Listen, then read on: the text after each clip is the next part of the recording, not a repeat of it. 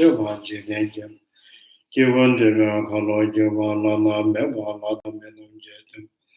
Sanjay Jamden de Bejawa Shajan to Bala Chasen. Chedo Jaso Shea, Damba Jamden de Shinship. Dajamba Yandaba Zobe Sanjay Riba Shasu them. The Reshavan Jidin Kemba given the Kalo Lana Meba Lada Menum Jetum Sanjay Jamden. Bejawa Shajan to Bala Chasen or Chedo Jaso Shea. Damba Jimden de Shinshavan Dajamba Yandaba Zobe Sanjay Riba. Shazon Damba Devareshavan Jidin Kemba given the Kalo Lana Meba Lada Menanje Damba Sanjay Jimden de Bejawa Shajan to Chazelo Chedo Jaso Shea Kanze Kanye Zobo Jedam Sajan de no Comban Tembrunde Manen Jiden de no Choshes Tezekeva Jona Shazelo Namda Kuma Shoto Susan Ijejazo Sege Lombonda Chavan Jiden Sunan Gombo Chonye Jona Chazelo Senjon Demba Tremenda Wish Sendondawa Jona Chazelo Dijela Siva Suman Yame Chenchen Jona Chazelo Gombo Tujen Tamje Chembe Dembabo Sonam Yende Jazo Dijin Jona Chazelo Taben de Shacho Given Yaso Chido Denama Jojo Shinju Jona Chazelo Trina Juga Lava Tala Rabdo Ne Shinga Tala Yende Gendula Ya Chazelo Dibachian Bishashi Gawa Prison Soba Rangi Sene Yozo de Dene Sanket Kamara Marmeda Gemase Chubrut Melum Loda Tinda Diji Chanu Dedrit Sonam Dia Tamje Siva Ye Komantum de Jinja Dadrit Gada Nada Shiva Labju Siva Son Andrew to the teacher, the blessed one gone beyond, the Bodhisattva, the completely perfect, fully awakened, perfect in knowledge and in good conduct, Sugata, supreme guide of beings to retain, teach all gods and humans, to you, completely and fully awakened, the blessed one, the glorious conqueror, secure from the shackle, I prostrate my focus in corporation. To the teacher, the blessed one, gone beyond, what is strength, completely perfected, fully awakened, perfect in knowledge and good conduct, Sugata, no supreme guide of beings to retain, teacher of gods and humans, to you the completely and fully awakened one, blessed one, the glorious comfort, secure from the shackle clan, I prostrate my preference in corporation. To the teacher, the blessed one, gone beyond, holy soul, completely perfected, fully awakened, perfect in knowledge and in good conduct, Sugata, no other one, supreme guide of beings to be taken, teacher of gods and humans, to you the completely and fully awakened one, blessed one, glorious conqueror, secure from the shackle clan, the prostrate neck of and when you supreme among humans, you were born on this earth. You paced out 7 strides and said, I am supreme in this world. To you who are wise then, I prostrate. With the pure body is formed, supremely pure, wisdom motion like golden mountain, flame that blazes in the 3 worlds. We know the past, to you I prostrate. With the supreme silence, face like spotless moon, color like gold, to you I prostrate. You are immaculate. 3 words on Wise one, to you wise and true, the the Savior in great compassion, the teacher in more understanding, really you the miracle qualities of God's God's wish. wish, To you the one called to darkness and prosperity, the purity which makes one free from attachment, the virtues which frees one from overlap, the one path, sublime, pure unity, to the Dharma which pacifies and prostrates. Those who are liberated and also share the path to liberation. The holy faith qualified with the realization who are devoted to the moral precepts. To you, the sublime community intending virtue. Do not commit any non-virtuous actions, perform only perfect virtuous actions, subdue your mind thoroughly. This is the teaching of the star, mirage, flame of light, illusion, drop of dew or pop, a dream of flash of lightning, a cloud, see conditioned things as such. Through these merits, may sentient beings attain record of all sin, subdue the all faults, and be delivered from emotional suffering, of aging, sickness, and death.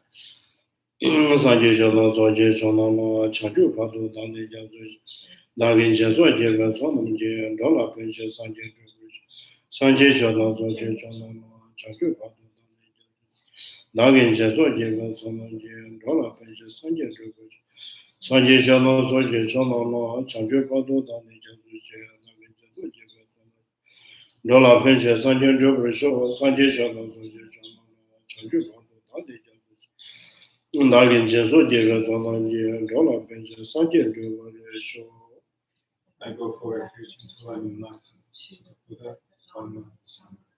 Through the merit merit I create by practicing giving and the other perfections, may I quickly attain the state of Buddha for the benefit of all sentient beings. I I go for refuge until I'm enlightened to the to the Buddha, Buddha, Lama Lama Tsongkapha. Tsongkapha. Through the merit I create by practicing giving and the other perfections, may I quickly attain the state of Buddha for the benefit of all sentient beings. I go for refuge until I'm enlightened to the Buddha, Lama Tsongkapha. Through the merit I create by practicing giving and the other perfections, may I quickly attain the state of Buddha for the benefit of all sentient beings.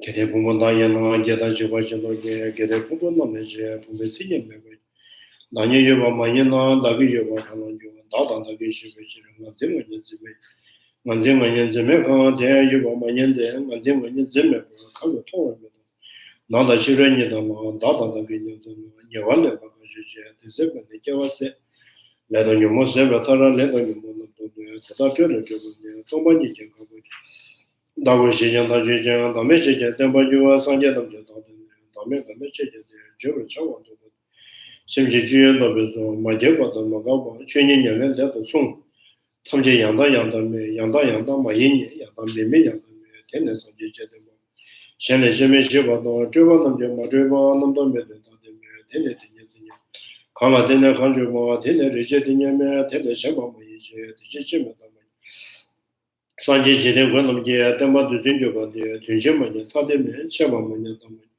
Zozan Je Na Ma Shun She Nye De Nam De Se Ba Ma Rasan Je Je Yishen Tenpa Me Le Rab De Je Da Da Chue Da Ba She She Ba Da Rab De Je Ba Chue Je Ba Kangi Ye Tu Se Nye Su Na Da Wa Da Je Ba Be Je Ta Be She De Kodam De La Cha Se Mo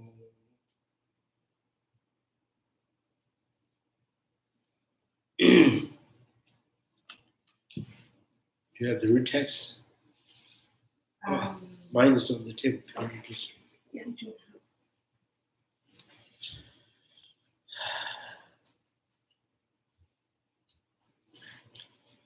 So today I'm going to read the Lama Tsongkapha's commentary on the Chandrakirti's root text.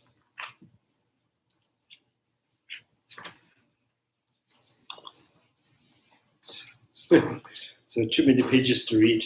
So I try to.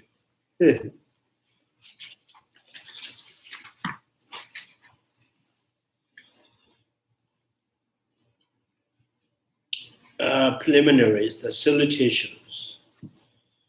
With deep respect, I pay homage at the feet of and go for refuge to my revered Guru, Manjushri, and to the noble Nagarjunas and his sons. You are the treasure of all excellent insight. You are the treasure of all excellent insight, profound and vast. The unacquainted friends and everyone in this world.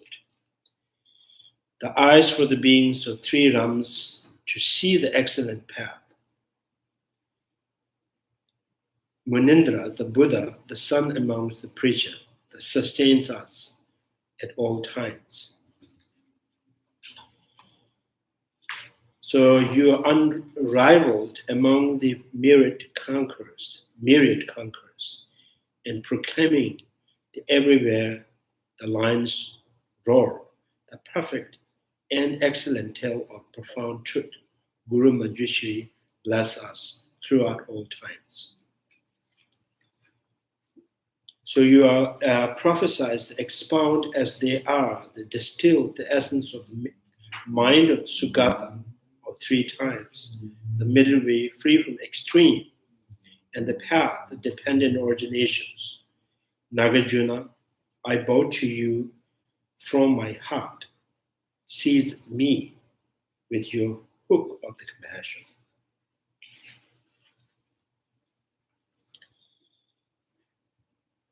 Through Nagarjuna's instructions, you have reached the great heights. You reveal to other beings what you have yourself seen. You have gained mastery over the tale of revealing the excellent path. Glorious Aryadeva, I bow at your feet. You have fulfilled the sacred words of the revealed Manjushri. You have illuminated the ultimate intent of the noble Nagarjuna. You have traveled to the state of perfect knowledge, holder, Buddha Palita. I bow my hat at your feet.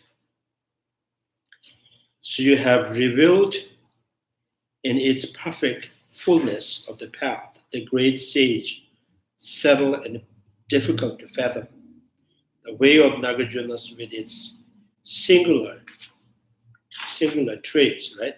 Chandrakirti and Shantideva, I bow at your feet. Having properly seen with eyes of the untainted intelligence, the well-established system Nagarjuna and Aryadeva in its entirety, with all its unique and essential point as elucidated by the 3 great charities, and so that I may remove the stain of erroneous explanation of many who strove to expound these traditions here in this region. And also because I have been urged to by others, I will correctly, extensively present entering the middle way. So that's the salutation by the Lama Tsongkapha. So I have this oral transmission and the teachings, explanations received from His Holiness in the Sarah Monastery. So,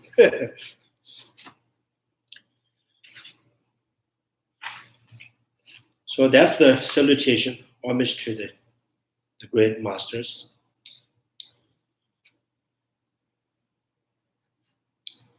So then the preamble.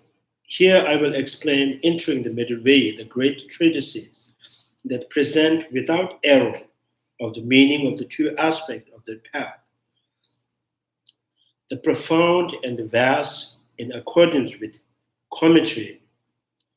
This has 4 parts: the meaning of the title, the translator's homage, the meaning of the treatise itself, and concluding the matter. The meaning of the title in Sanskrit, one of the 4 great languages that exist in India. The title of the treatise is Madhyamika Avatara. When translated into Tibetan, it is rendered as Umala Juba, entering the middle way.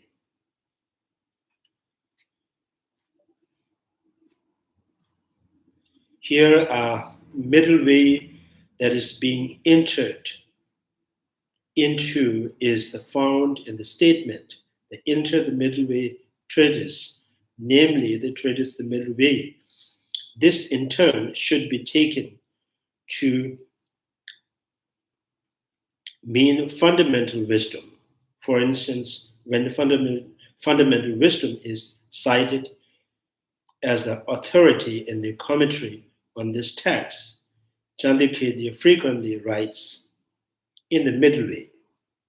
Therefore, the term should not be taken to refer to some other treatises on the middle way or some other meaning of the term middle way. So entering the middle way means entering what is that middle way that you are trying to enter into. So middle way here is not talking about the philosophical point of view, and there's no other any kind of so middle way here is only referring to the Nagarjuna's root of the middle way, Nagarjuna's text, not emptiness, not other any other meaning. So middle way, the entering into middle ways. How you enter, the Chandrakirti, what he means, the entering in the middle way is, the middle way is Chandrakirti's text, the Nagarjuna's text, root of the middle way. The entering is the so with two kind of by explaining the emptiness correctly, and particularly this Chandrakirti's text, trying to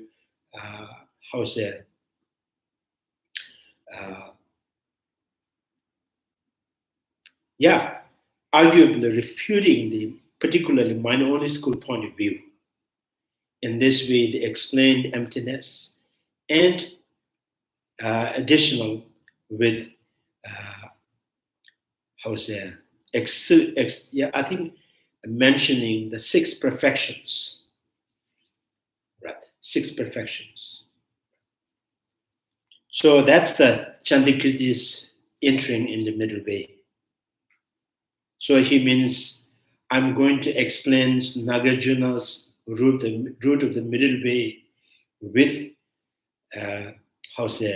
presenting the emptiness, and especially refuting the minority school point of view. And I also explained the 6 perfections. And 6 perfections. So that's what he means, the entering in the middle way. So then the lamp of the wisdom too, the lamp of the wisdom is the Bhava Vivek, the great master, Bhava Vivek, and his writing, the lamp of the wisdom.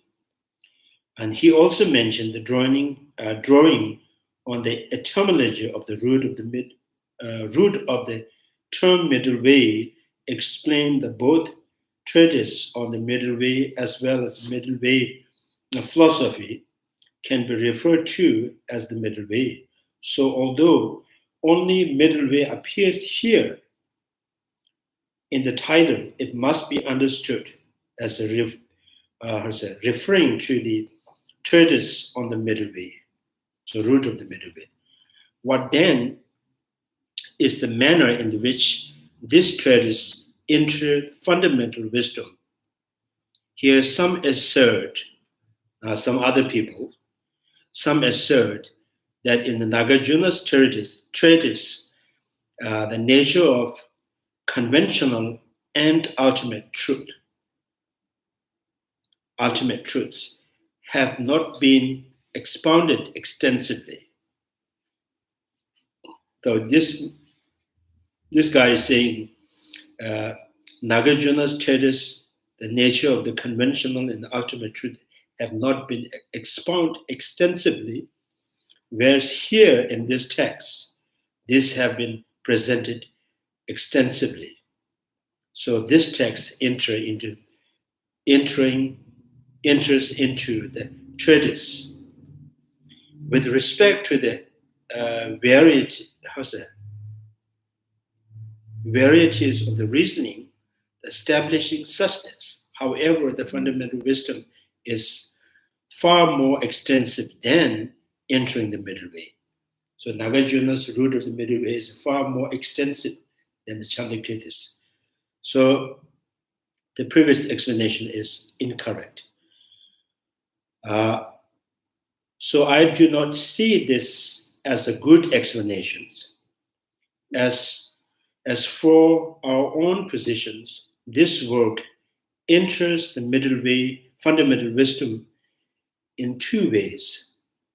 It enters from the perspective of the profound aspect of the path, the emptiness, and from the perspective of the vast aspect in relation to the first commentary, in relation to the commentary states. The commentary states means now Chandrakirti, the Lama Tsongkapha says the commentaries referring to Chandrakirti's his own commentary on his root text. So Chandrakirti write the root text, like there's a standards. And second, he made the commentary on his own root text. So this commentary, it says, this tradition is unique, so must be learned one's assertion.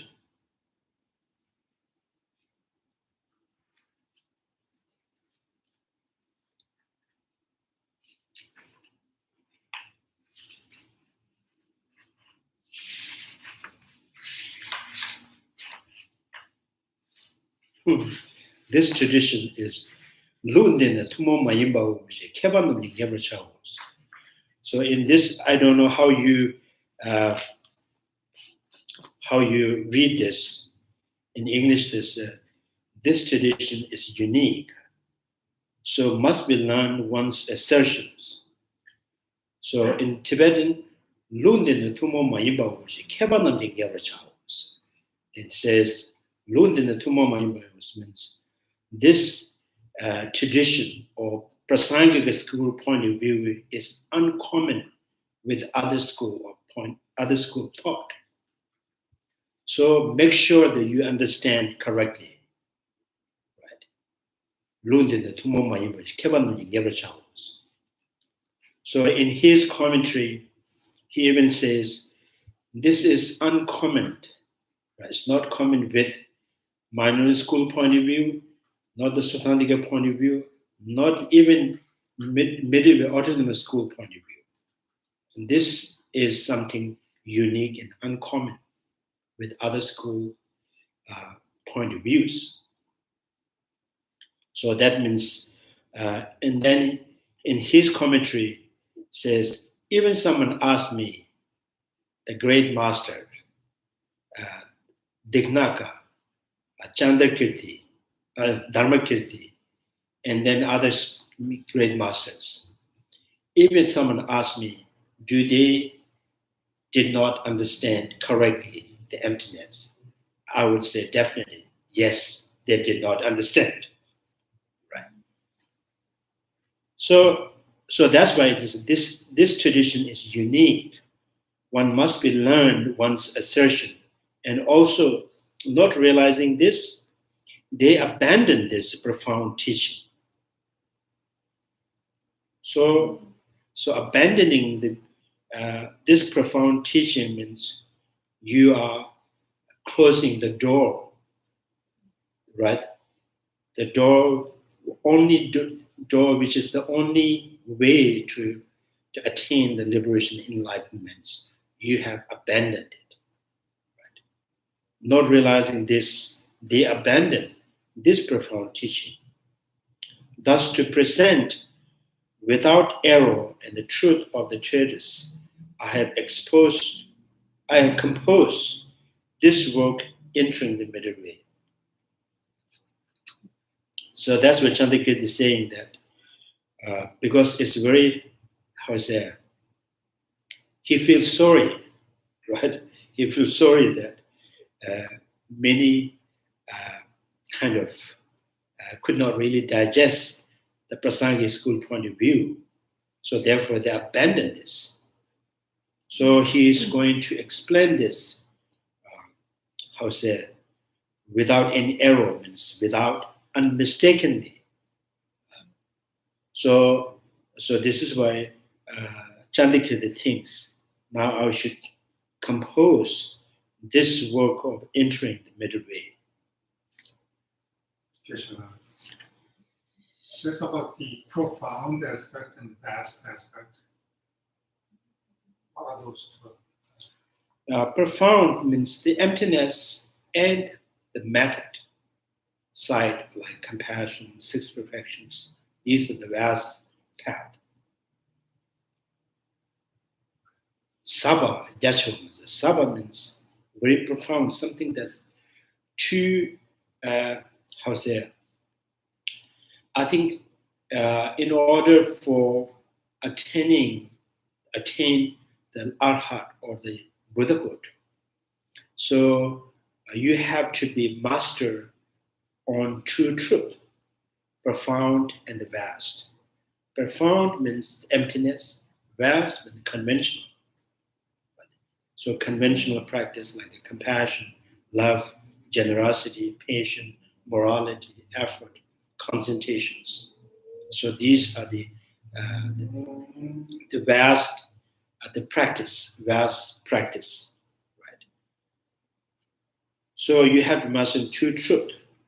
When you say wisdom and method, so wisdom is also emptiness and method is also Yeah, six perfections. six perfections, compassion like that. So yeah, not realizing this, Chandrakirti states that he composed this entering the middle way to show that the meaning of the treatise on the middle way as established by him is distinctive compared to the other middle way proponent and strengthen the conviction that that the meaning of the treatise cannot be explained in conformity with consciousness only.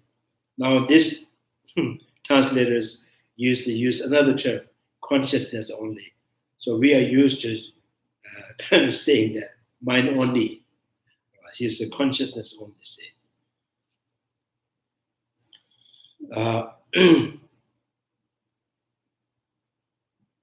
So Chandrakirti thinks that to understand, I think this is Lama Tsongkapha also mentioned in Essence of Eloquence, says to understand the Prasangika school point of view, if you understand Mayurveda school point of view, so that can help you to understand how profound the Prasangika school point of view.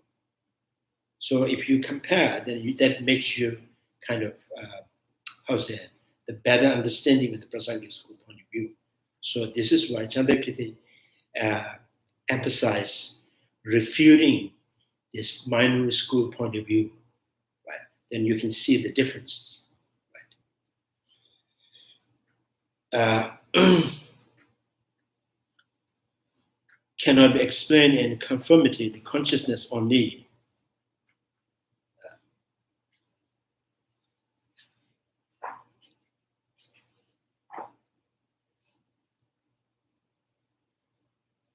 I think I'm not sure. This is Sanskrit words. Vishnapati Matra. Huh? Use their words. We usually say Chitta Matra, right? Chitta Matra, mind only school. And then this translator says consciousness only. Vishnapati Matra, same point. Anyway, mind only school. Mind only school point of view. In his clear words too, his clear word too means this is also one of his book, the text. So clear words mean Chandrakirti commentary kind of is a direct commentary on Nagarjuna's root of the middle way. So that called clear words. Clear words. The clear word too, Chandrakirti says that insofar as the nature of the dependent designation is concerned. So in his direct commentary on the Nagarjuna's root of the middle way, says the nature of the dependent designation is concerned. This should be understood from entering the middle way. So he referred to this entering the middle way. Then the Tabi Chu. Then the Tabi Chu means, Chandrakirti says that insofar as the nature of the designation is concerned, this should be understood from the entering the middle way. So I think this can be many things. Because the middle way, entering the middle way, it talks about dependent originations, dependent arising. Dependent originations means now more conventional, right? And the root of the middle way, and Chandrakirti's commentary on the root of the middle way. So both, explicitly kind of, emphasizing on the emptiness only, right?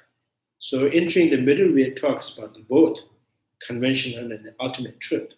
So this is why in the clear word refer that if you need to understand more about the conventional or dependent designations, you should understand from the entering the middle way. And furthermore, the refutation of the mind-only standpoint is not extensive in either fundamental wisdom or clear works, but is extensive here. Right. So, Root of the Middle Way did not really mention about the mind-only school. Right. So here, entering the middle way, particularly kind of bringing up the mind-only school point of view and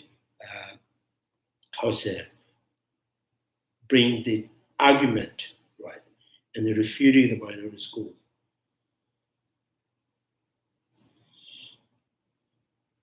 So a standpoint, mind-only school standpoint is not extensive either the fundamental wisdom and the clear word, but it is extensive here. Therefore, ascertaining excellently the meaning of the fundamental wisdom is appreciating these two objectives, providing the unique interpretation of Nagarjuna's fundamental wisdom compared to other commentators. The second is offering an extensive refutation of the mind-only, consciousness-only standpoint. On the basis of the treatise, these two together, they constitute one way in which this text enters the middle way. The entering the middle way from the perspective of the vast aspect of the path as follows. In accordance with tradition of the noble Nagarjunas abiding in the true vehicle, the Hinayana and Mahayana is not distinguished based on whether one possesses the wisdom realizing the utterly profound truth of such things. So the Prasangika school, in the Prasangika school point of view, in the Prasangika school, Hinayana and Mahayana is not really differentiated by realization emptiness, because the realization emptiness is needed for the both side. One who seek for liberations is for sure is needed the realization emptiness, and to seeking for Buddhahood also the wisdom realizing emptiness is without wisdom realizing emptiness, you cannot have the way to perfecting the generosity and the patience. So in this school, Hinayana and Mahayana is not distinguished based on whether one possessed wisdom realizing emptiness or not. Furthermore, although the distinctive feature of the vast path of the Mahayana, beside the dimension of profound and present and the fundamental wisdom, that work was composed from the Mahayana standpoint within the division of the Mahayana and the Hinayana. This is because the extensive presentation of the selflessness of phenomena by profuse the variety of the reasoning and done only in the Mahayana retraining. And this is how the presentations make the fundamental wisdom. The commentary makes this point very clearly. Now it's saying that Mahayana and Hinayana is not distinguished by the wisdom, rather distinguished or making differentiating through the path, great compassions, and 6 perfections. So Hinayana, they don't practice the 6 perfections and the great compassion and Bodhisattva, right? And then the question is, if not, Hinayana and Mahayana is not distinguished by wisdom, and why rule the middle way, Nagarjuna's rule the middle way, which has only explicitly explaining or emptiness, right? And Nagarjuna's rule in the middle way did not mention about any compassion or 6 perfections. Why Nagarjuna rule in the middle way considered as a Mahayana text, right? And then this is prefers the variety of the reasoning.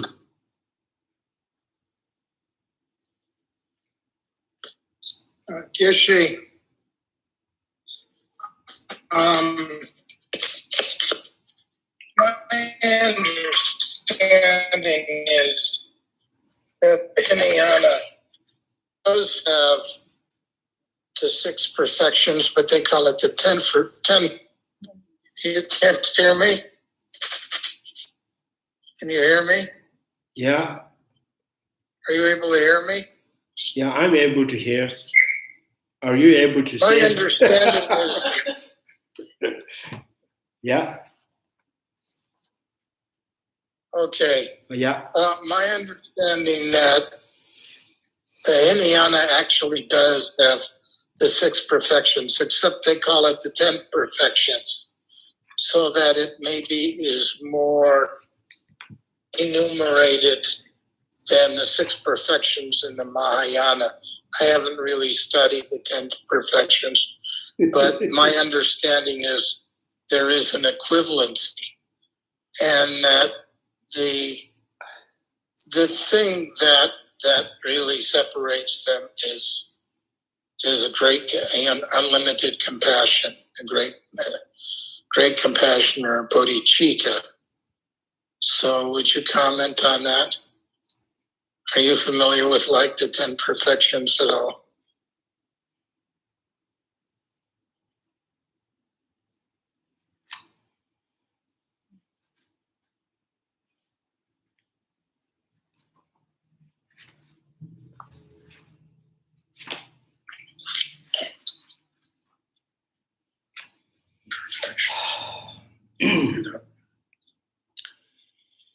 So there is the terminologies that use 6 perfections and 10 perfections. So 10 perfections, when you count, addition to the 6 perfections and the perfections of the they call tap top molam. Tap means skill. top means kind of like it's the power of knowledge, and molam is the perfecting the wishes or wish. So then they become 6 perfections. So the Hinayana, there is terminology, 10 virtues practice. There is no any, there's nothing there talking about 6 perfections or the 10 perfections. So 10 perfections you count based on the six perfections, and then tap dot mono. Tap means the skill, perfections of the skill, perfections of the power of knowledge, perfection of the power of your wish. Tap dot mono. So that's the only the practice that kind of practice that include in Mahayana, not in Hinayana.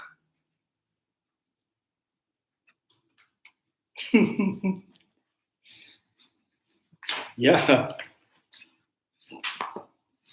So Hinayana, Tagba member, Tagba Chembo.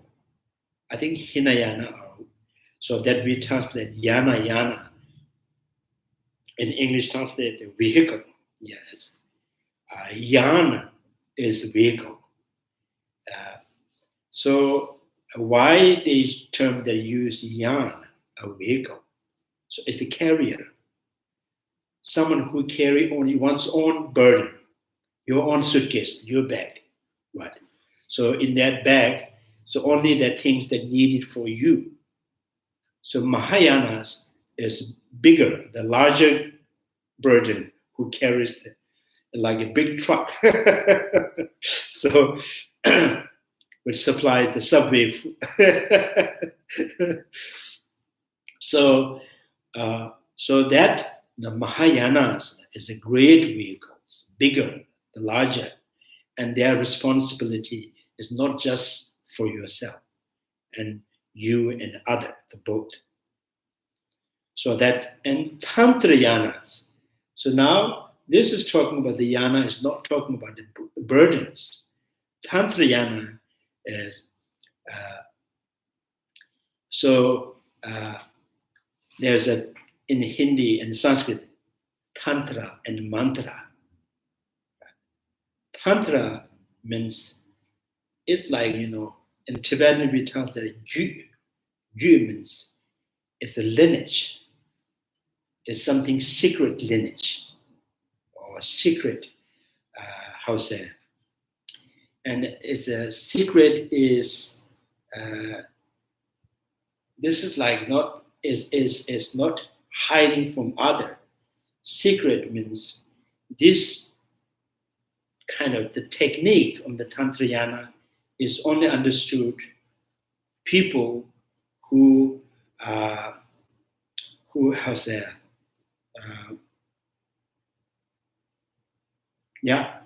has really deeper knowledge of the emptiness and conventional. So that's why it becomes the secret, not trying to secret from other. Right?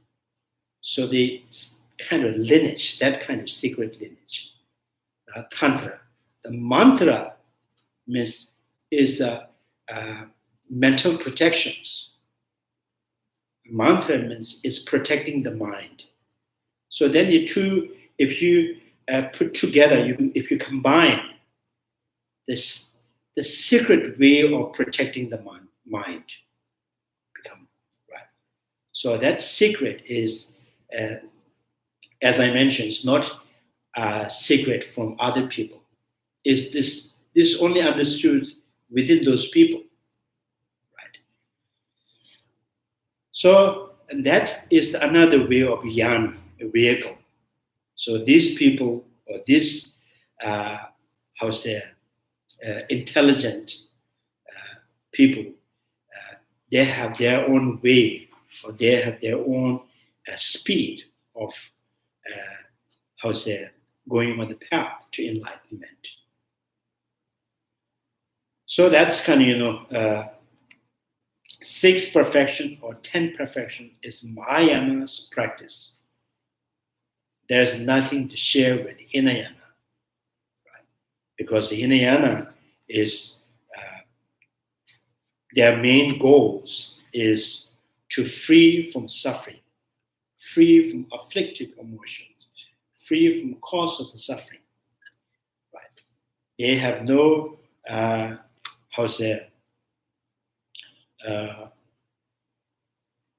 greater desire to freeing every sentient beings.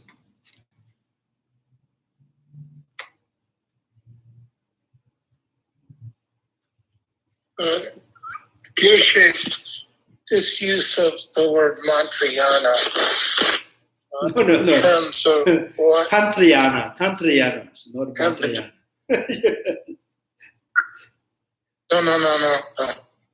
No. I'm talking now about mantrayana. Mantrayana seems. No, there is no such thing as Mantrayana. Larry, there is no term as Mantrayana. Hinayana, Mahayana, Tantrayana. Oh, there is not? No. If you want to create it, we can have it. Oh, because I've heard many. Okay, I'll change my question, which is still somewhat relevant. So mantra is used in a number of the yanas. Maybe not all of the yanas, maybe all of the yanas. I don't really know. First, is it used in all of the yanas? And does the nature of the mantra change depending on the yana? And then here's the bigger question. He just described mantra as protecting the mind. And yet in Prasangika, we're kind of debunking the existence of mind-only school.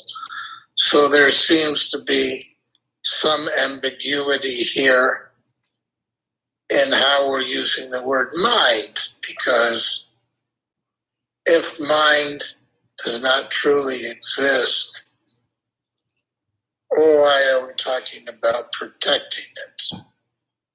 So those are my 2 questions here.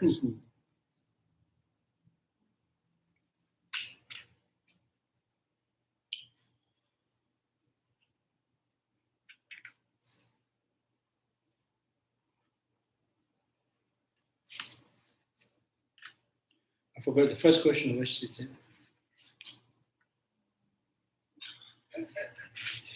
I got the second question. The first question is, what is this? Okay, the first question is, the scope of mantra, is that included in all the yanas?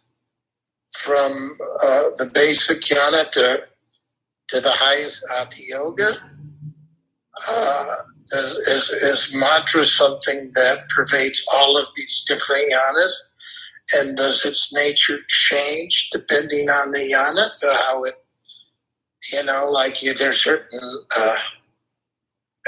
when we have empowerments, for example, you can have the same mantra in Karma Yoga and I believe Anu Yoga. You can have a so-called Karma Yoga empowerment, Shenrei Zig or something like that on a Karma Yoga level. You can also have it on a higher yoga level. So is this term mantra relevant to all the yanas, and does the nature of the mantra change depending on the yana?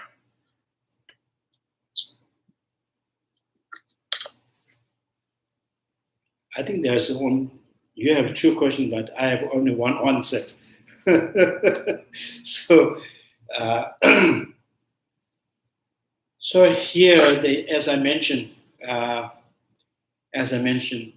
when we talk about Hinayana, Mahayana, Tantrayana.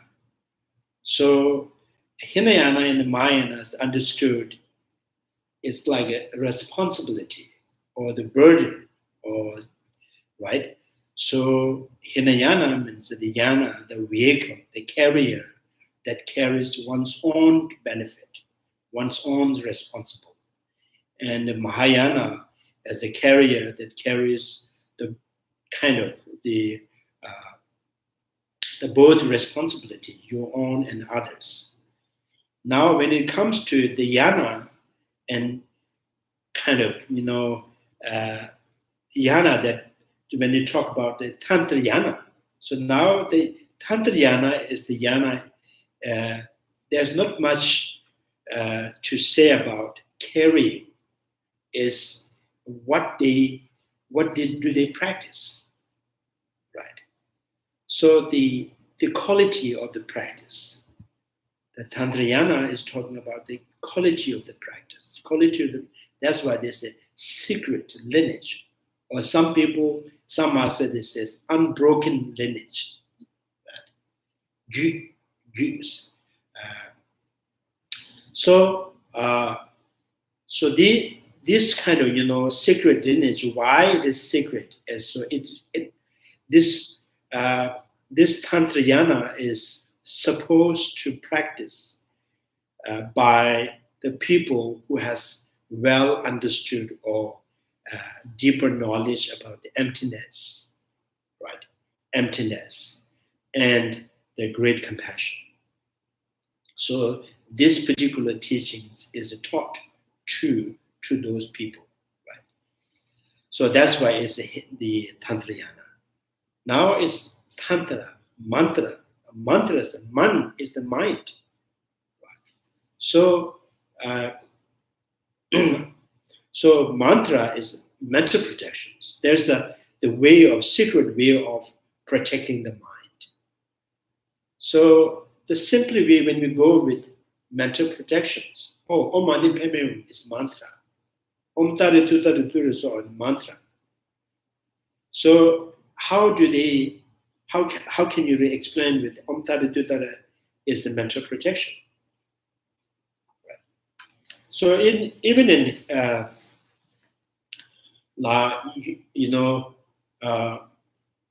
simple kind of example is every human beings, we have the one mantra. So we feel is safe. Oh, mother. So the mother, right? We say when we sleep, when we fall, when we when it comes to some kind of dangers, oh my mothers.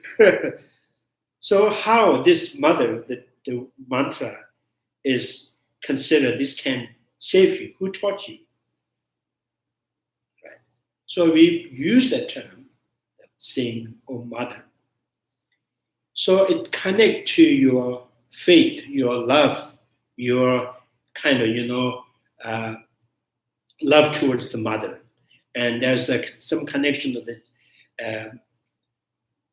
I think there's some kind of feeling, safe feeling. Right? So, and the Om Mani Padme Hum Tare Tu Tare Tu, so mantra is like that. This is something that invokes your faith. It invokes the faith. It connects to your mind and to generate the faith. So that's why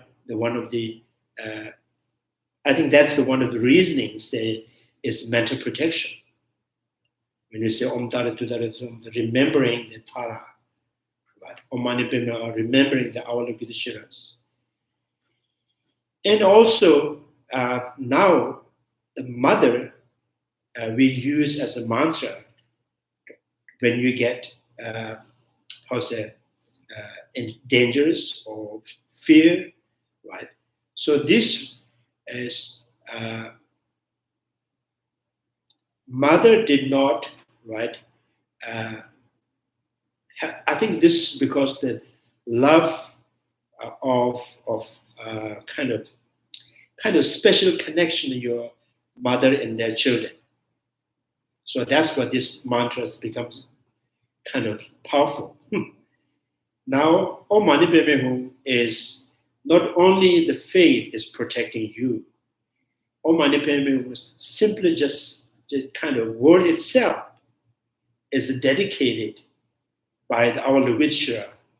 He promised that he dedicated the years and years of merit to say that whoever recite, this is my name, right? So whoever recited, so I will protect. So that's kind of, this is why the mantra is protections.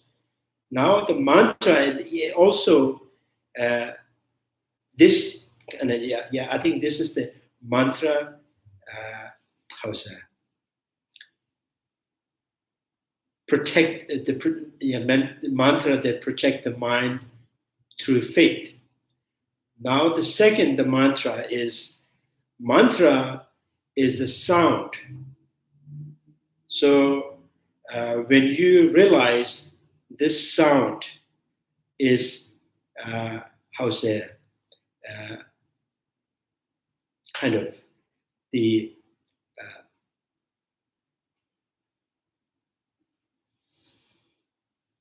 I think you remember the ayah. There was 400 stanzas. He analyzed on the sound. Is sound right? Maybe I'll just short, like the sound of the Om Mani Padme Hum, although it's intrinsically absence, totally intrinsically absence, right? But conventionally, right? Conventionally it exists. So intrinsically exists, absence of intrinsic, and the absence of intrinsic nature means the Om Ma, right?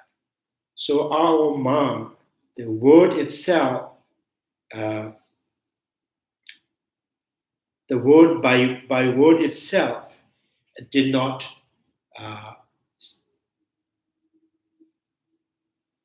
the word itself is not saying anything to anyone.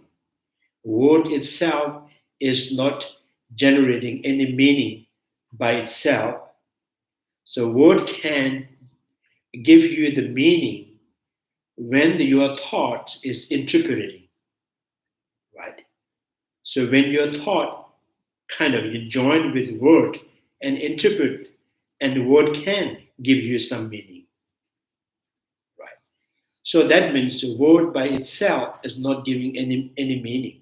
By itself is absence, or intrinsically the absence of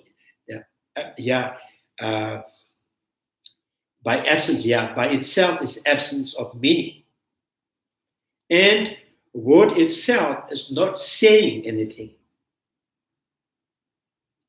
If word is by itself is saying, and there was the analyst saying that if there's someone who's making the sound, someone calling you, right?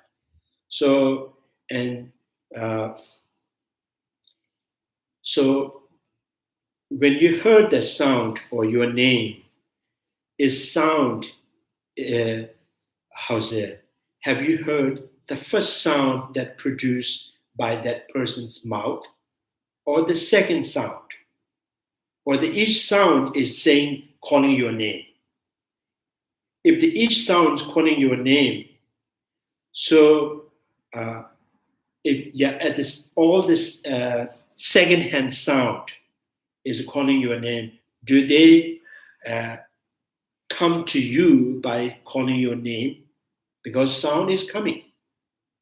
So one breaks and another kind of set of elements that produces that, and that breaks, and another, the vibrations or the kind of the elements that produce. So if sound is coming towards you, calling your name, like someone, the cat, that making sound and coming closer to you, right? So sound is not making, sound is not by itself, not calling, not making any calling in any names. by itself. So this is why the sound, the mantra is, although it is absence of intrinsic existence, they conventionally, right? It it helps you to remember the deities. It helps you to remember or invokes your faith towards that. So the sound, the mantra also gives you understanding of the realization emptiness of the sound. So that's why it protects the mind. So the mantra protects the individual's mind with realization emptiness when the individual has to have the realization emptiness. Right? Without realization emptiness, this Om Mani Padme Hum mantra cannot help you to generate the realization emptiness. And you have to have some connection or to faith in our Logitshira or Tara just by, right? So without that, this mantra has no way it can protect you. So the mental projection, this mantra is the mental projections. So mandalas, I think sometime, so mandala, even in Sanskrit, they interpret it in many ways. Sometimes it's centered, it's a pivot. So mandala means something that you create from the center. From the center means you have, when you dismantle or discontinue, or I kind of like, when through the dissolutions of the elements, and you come to the point, the center of the mind, the origin of the mind, right? When you come to the origin of the mind. And at that time, all the conventional thought, conventional perceptions is discontinued for the period of time, right? And then you rise from it. So that's called mandala. You go back to the origin and rise from it in a different, in a different form. So normally when we sleep, we go back to the origin, we go and we rise and with worry about yourself, your name, your qualities, your house, you're thinking of things, right? So this going back to the origin of this, and from the pivot, from the center, and arises in the deity, in the form of the deity, in the house of the deity. So those called mandala, right? Anyway, so that's mental projections means kind of like that. So I would say name of the mother is also mantra.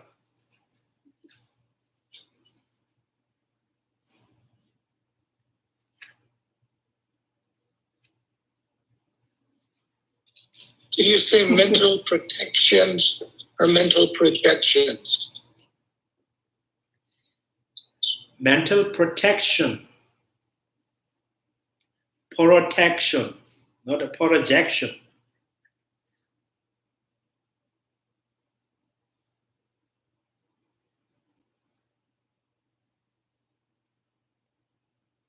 I think Larry has no good internet.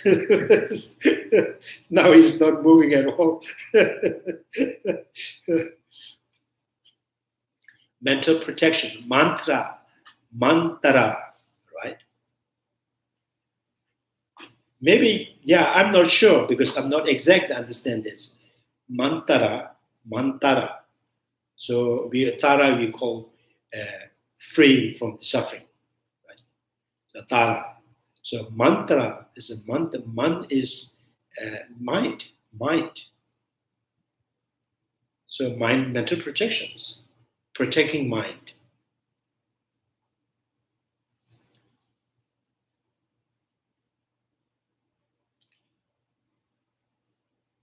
So I think, you can, now we can only understand the conventional, ordinary world. The sound of mother is the mental projection, right? And other than that, I'm not sure. House, friend, relations, properties. So more you think, there's more worry. So when you think about mother, it's kind of feels good, it feels safe. Other than that, we think about house or the bill, telephone bill, internet bill, properties. So, yeah. So, Hinayana and the Mahayana and the Tantra Yana. So, Yana. So, two Yana is more like carrier. The third Yana, the Tantra, is a quality of the practice.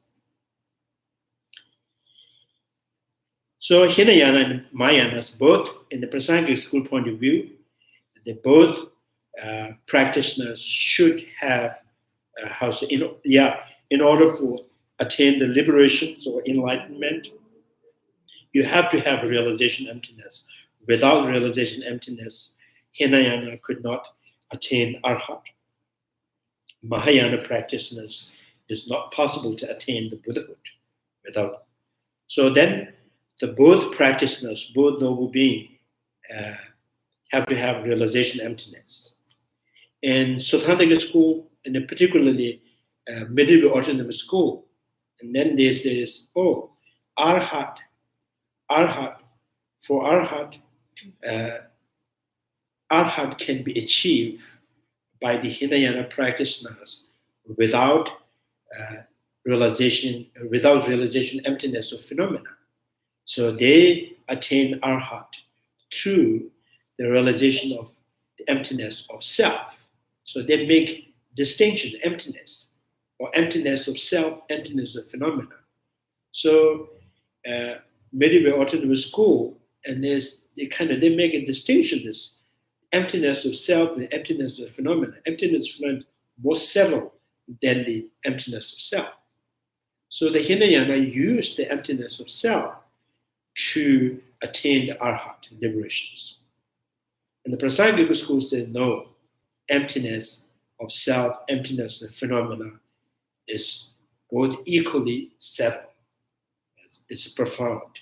It's just emptiness, right?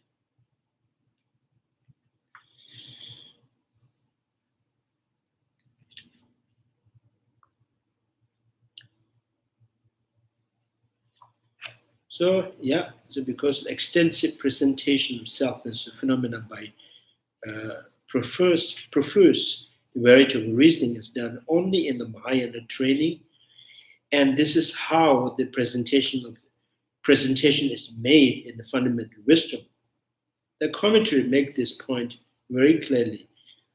That is, the present Mahayana is indeed correct, for it does so to elucidate the selfness of the phenomena. And the intention of the Nagarjuna is to explain such selflessness in extensive manner in the Sharvaka vehicle. I think I'm reading. So Mahayana indeed correct for this elucidate selfless phenomena. An intention of Nagarjuna is to explain selflessness in extensive manner in Mahayana. In the Sharvaka vehicle, selflessness phenomena is confined only in brief illustrations.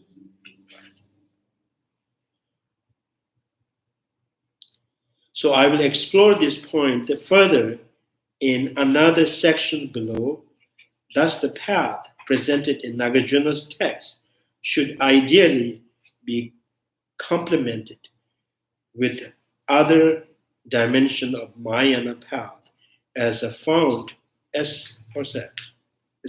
in other instruction of the noble Nagarjuna.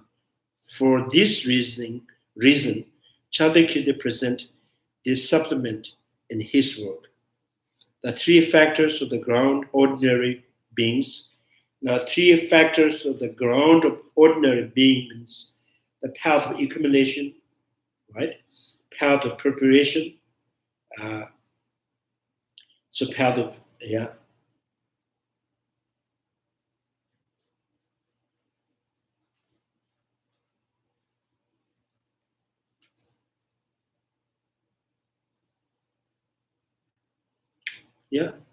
So the three factor ground of ordinary beings. Factors of the ground of ordinary beings. So what are those three? Path of accumulation, path of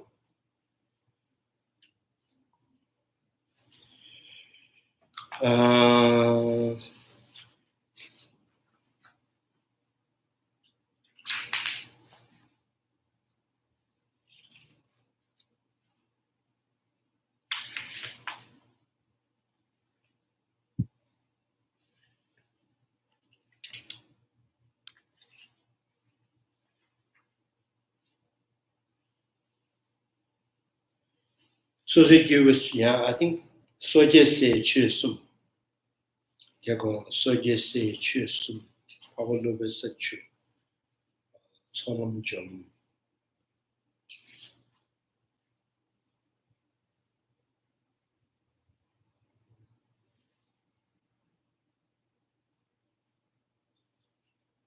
So they give us se chu sum. Maybe it's, looks like three,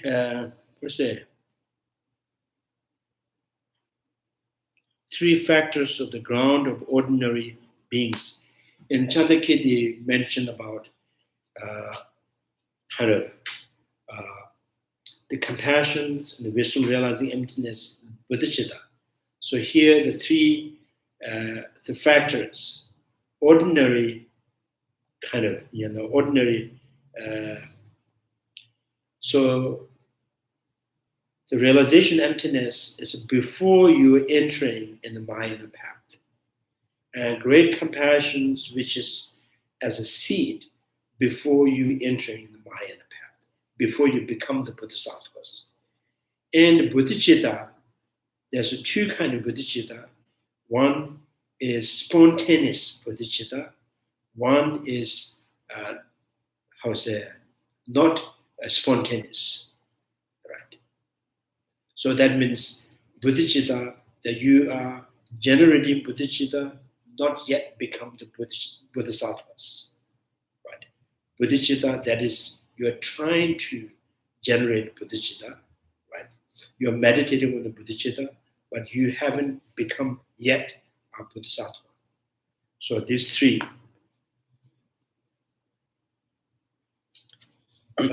Geshe-la, I'm sorry. Is aspiring bodhicitta an okay term to describe that? Because I've heard that used before.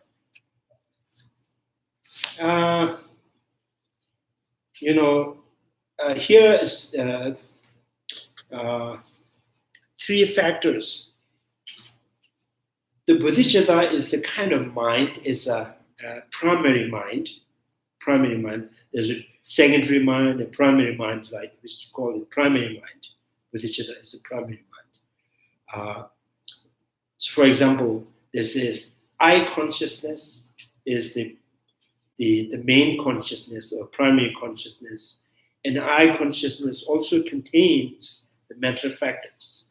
The I consciousness has the feeling, the contact, the intentions, right? Attentions, all these mental factors that is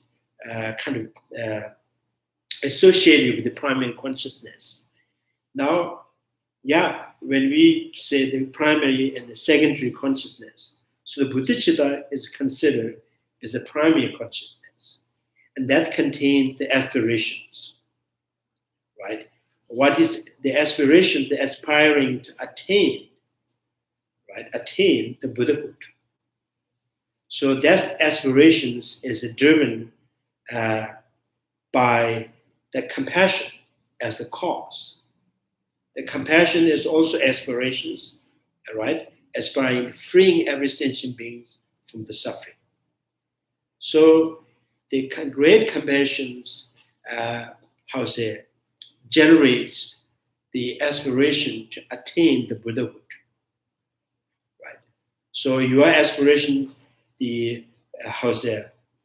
for the Buddhahood is not just because you want to be super or kind of supreme, or you want to be something kind of unique person. Is this aspiration is kind of generate from the compassion, because you have strong compassion to the sentient beings. You always look for how can I free sentient beings, right? Then you know the Buddha is the only one that can help kind of free every sentient beings from the suffering. So therefore, you seek the kind of attainment of the Buddhahood. Right. So two aspirations: one, the great compassion, the compassion towards the sentient being. Second, as a result, the aspirations that is attaining, they kind of aspiring to attain the Buddhahood.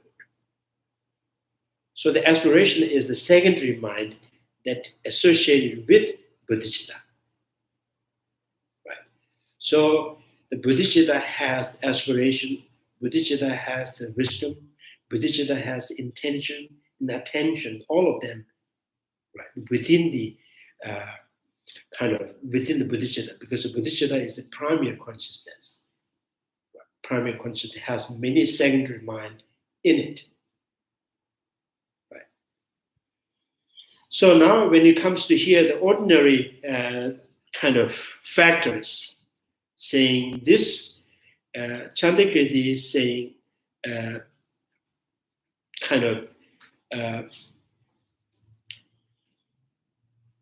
I think Chandrakirti thinks that before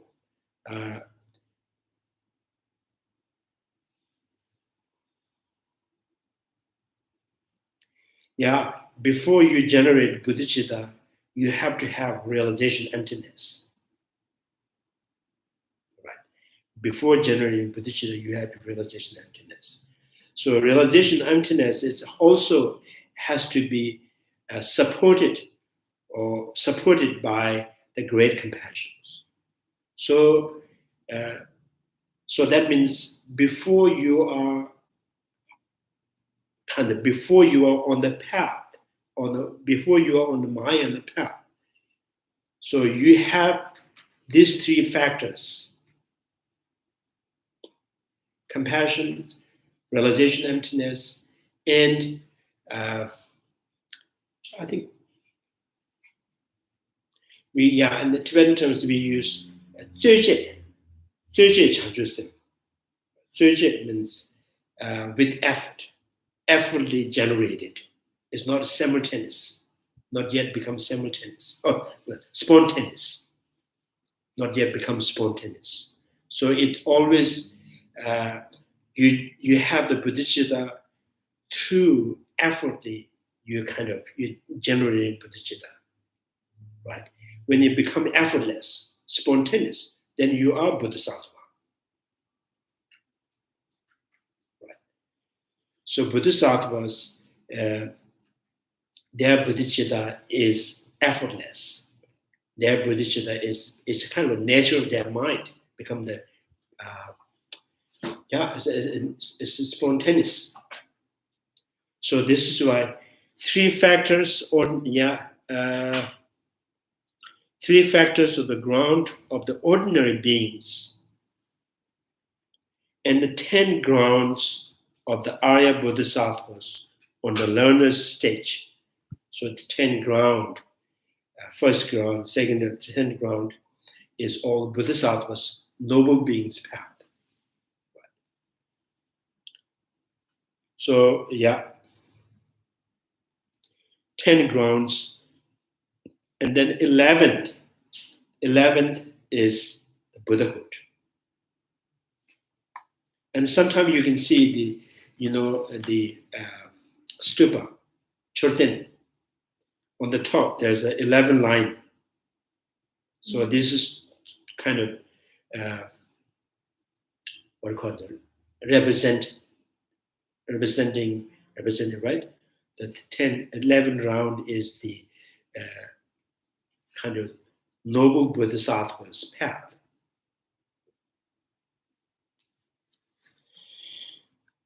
So 10 ground of the Arya Bodhisattvas on the learner stage, then the result ground, and on the basis of explanation of the sequence of the 5th and the 6th ground. So the first ground, Bodhisattvas, has the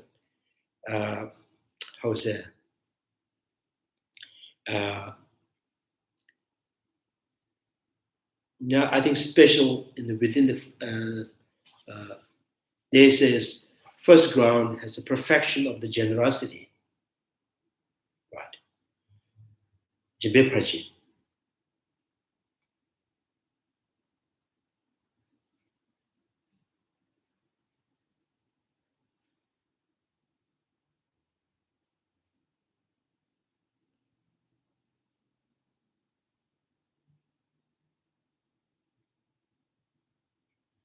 So 5th and 6th is, wisdom and the concentrations.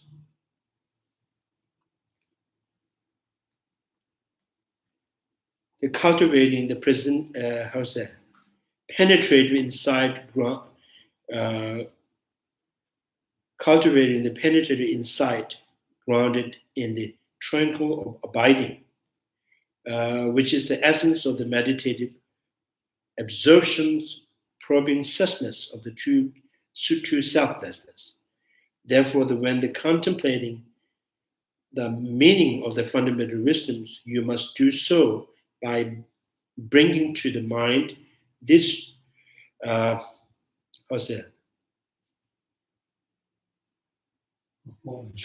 aforementioned point taught in entering the middle way. So the true kind of middle way, entering the true and the profound and vast, or ultimate and conventional.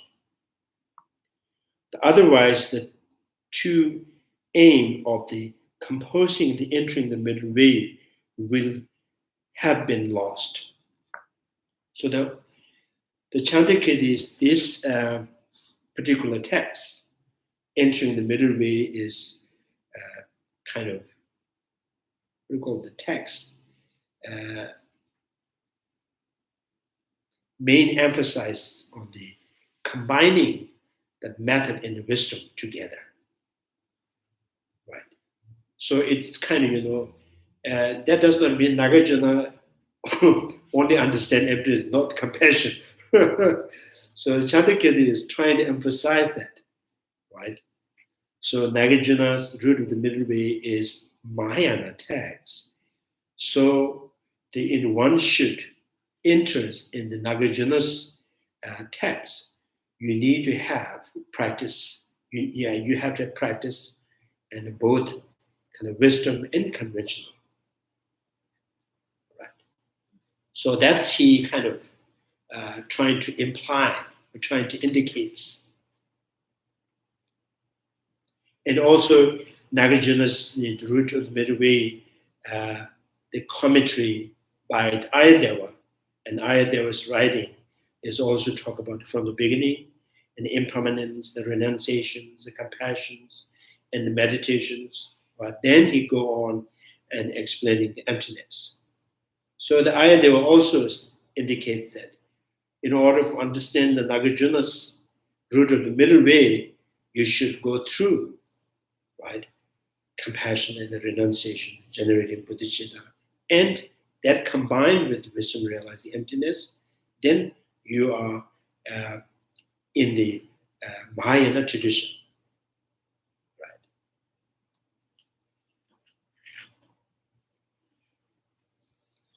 So minor traditions, that's entering the middle way by the way.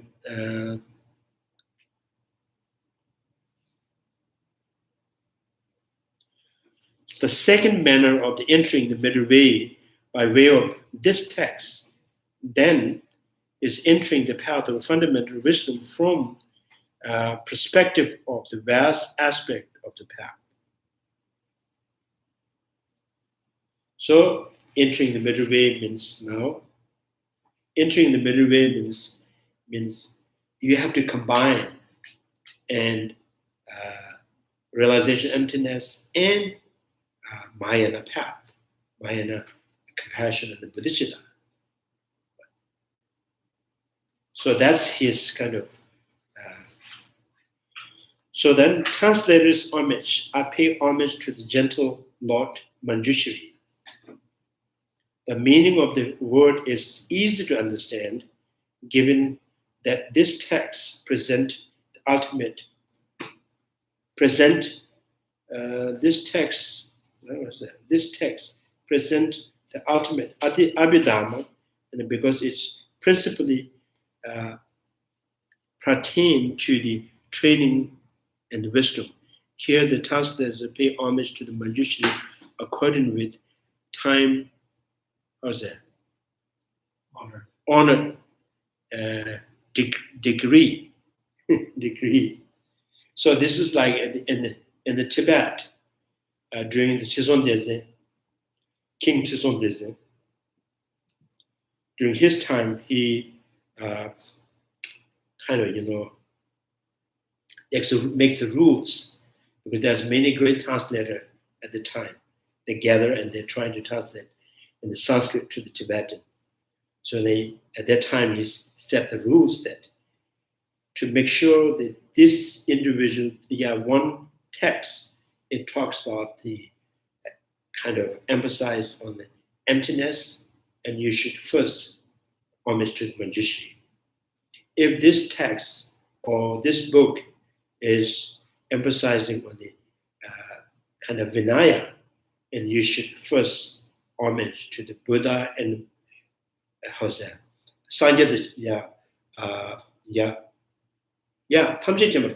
if you only praise homage to the Buddha, so that means this kind of particular text is talking about the Vinaya discipline.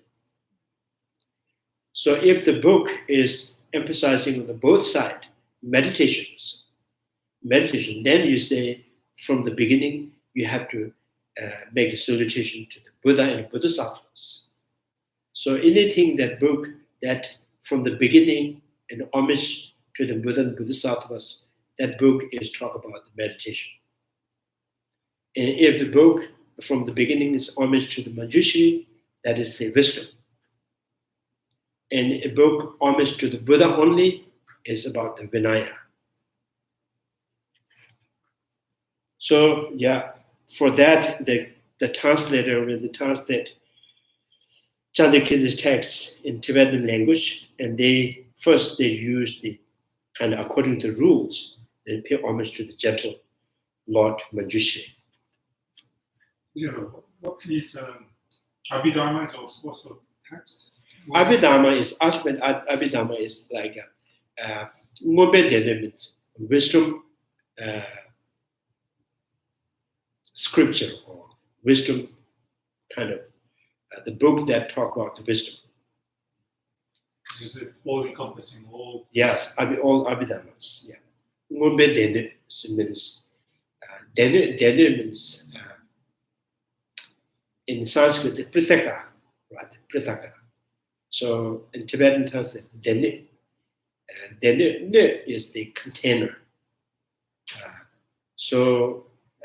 Container that contains the wisdom, container that contains the discipline, the monastic discipline, container that contains kind of about meditations.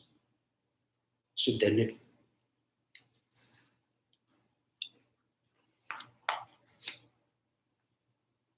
the wisdom part of the book is the Abhidharmas. The meaning of the church itself, this has 4 sections. The salutation, a mean of entering into the task of the composing the treatise. The actual body of the treatise. The third is the manner in which treatise was composed. And the fourth, dedicating the merits of having composed this treatise. Now, as the salutations mean of entering the task of composing the treatise, this is twofold: praising the great compassion without differentiating its characteristic, paying homage to the great compassion by differentiating its characteristic. So this, as I mentioned last Sunday, they're talking about the 3 kinds of compassions. One, general compassions, that is simply kind of focusing on the sentient beings without any characteristic of impermanence, or without compassion that is not underpinned with wisdom realizing emptiness. Right. The second compassion is characterized with impermanence of the sentient beings. Right.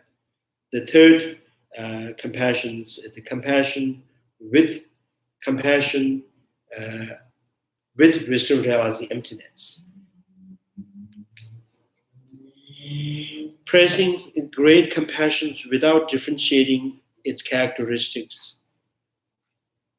The revered Chandrakirti, who for the purpose of the entering the middle way wished to compose the entering the middle way, did not take as his object of salutations, right? Did not take as his object of salutation Sharvaka and Pratika Buddha, who have been object of salutations in other texts, and even in the relation to the Buddha and the Bodhisattvas. It is great compassion, the first perfect cause of the Buddhahood. So Chandrakirti, from the beginning, so he focused on kind of making salutation to the great compassion before Buddha and Bodhisattva, Sharvaka, and Pratika Buddha. So by saying that, he says, the perfect cause of the Buddhahood, they characterized by total rescuing all sentient beings bereft of the refuge and caught in the prison of cyclic existence.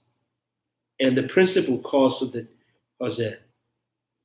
designate by the name is designate by the name of its effect, by saying, the Blessed Mother, Chomden Dhamma. So he was calling the compassion the Blessed Mother. So Blessed Mothers, this is like giving a name of cause as its effect. Chomden Dhamma. Chomden Dhamma is always Buddha, right? Chomden Dhamma. That he wished to demonstrate is more worthy of praise. To that end, Chandrakirti wrote the 2 stanzas, beginning with the line, the Charvaka and the middle level Buddha. So, in the stanzas, this says, Charvaka and the middle level Buddha arises from the sovereign sage. Buddha are born from the Bodhisattvas. The compassionate mind and the non-dual cognitions, as well as the awakening mind, these are the cause of the Bodhisattvas.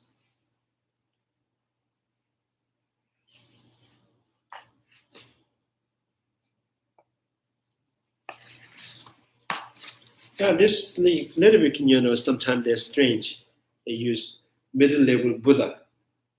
And then how do you come up with this idea that this kind of this the name of middle level Buddha. And there's a Tatha Buddha. And the Sanskrit says Tatha Buddha.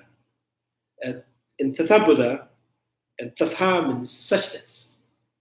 Buddha means one who is attained, one who is enlightened in suchness. So where is the middle level? So in Tibetan, and they're translated in Tibetan, so and the translators thought that first Sharvaka is okay. Sharvaka is okay. And Tathabuddhas. So if I say one who is enlightened, one who is Buddha in suchness. So maybe it's mixed with Buddha. So I will just call it middle level Buddha. So who only enlightened in the selflessness, in the emptiness, suchness. So Buddha has perfected his mind in true truth. Right? Buddha means who can instantly, right, is all kind of forever, unmistakably,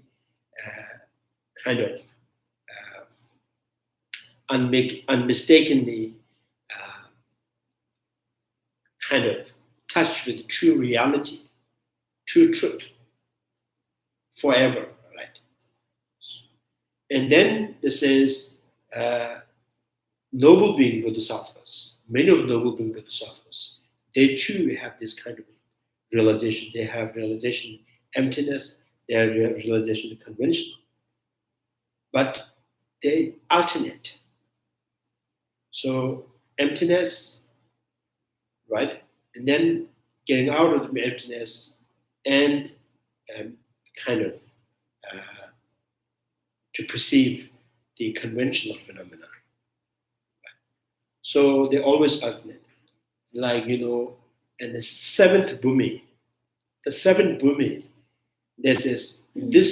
bhumi, and right after the eighth bhumi, seventh bhumi has a very special, unique quality. They can alternate the conventional and the ultimate truth in a very short moment. They can go deep for a minute, deep in the emptiness. And second moment, they can come up, right, in the conventional. So they can they do the alternate for a long time. Now Buddha, when you look, omniscient means now they don't need to alternate. It's one instant, one focus. It's clear, the conventional and ultimate, right, at the same time.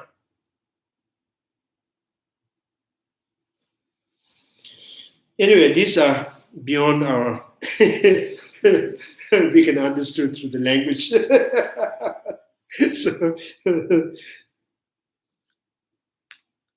So anyway, now, the present great compassions,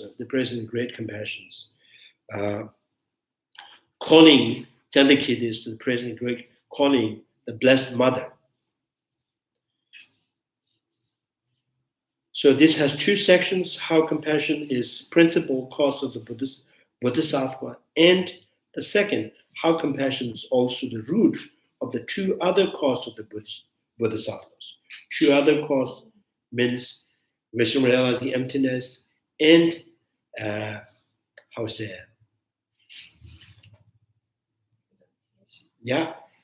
bodhicitta, which is not spontaneous. So effortlessly generated bodhicitta. Two other causes.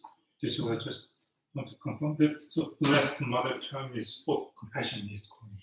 Yeah, he was like, this is like saying Chandrakirti is calling the compassion, the first compassion, the compassion that is within the ordinary being, who that he want to call it a mother, the Blessed Mother, because and now says the Blessed Mother, Chomden Dema means a Buddha's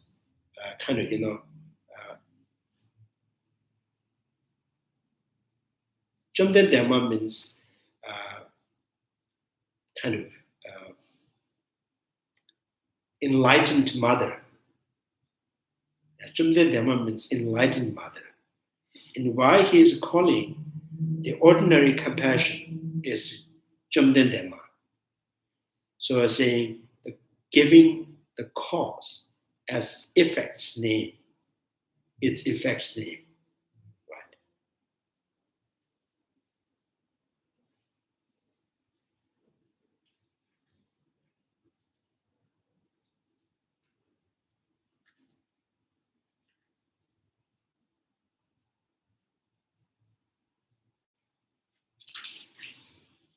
So how compassion is the principle of the cause of the Bodhisattvas? There's three parts. And how Sharvaka and the Pratika Buddha are born from the servant sage, and how Buddha are born from the Bodhisattvas, and the three principal causes of the Bodhisattvas. How Sharvaka and the Pratika Buddha are born from servant sage. They listen to the perfect instruction from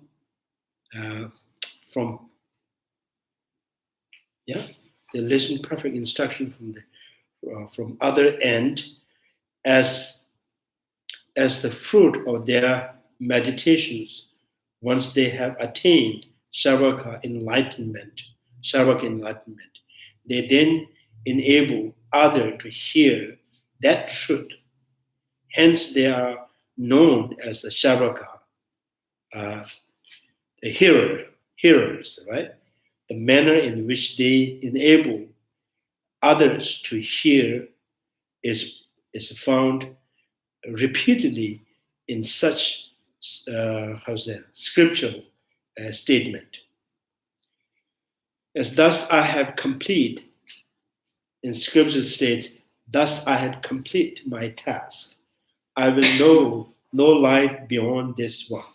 So this is what Sharvaka, when they attain enlightened, and they gain house arhat, and they will say the word, right? I have complete my task. I know there is no life beyond it. So I will I will complete my task. So it looks like when arhat, then you have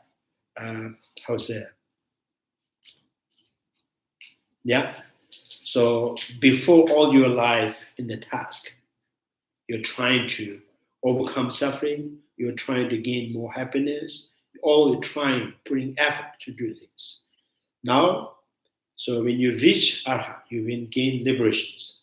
Now, there is no need any effort to gain anything, because there's no cause of the suffering to abandon, there is no suffering to understand.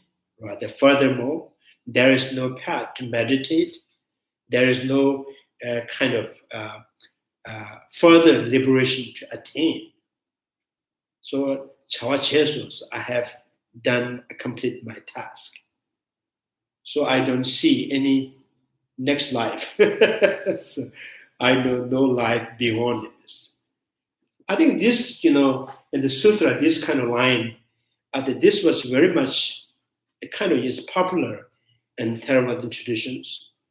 So many of those kind of masters, they took the kind of the meaning, the half meaning from it, then says, when arhat, when they pass away, so there is no future.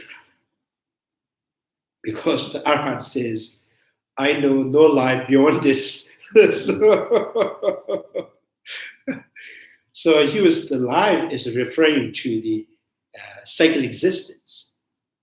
I know no cycle existing beyond this. Right?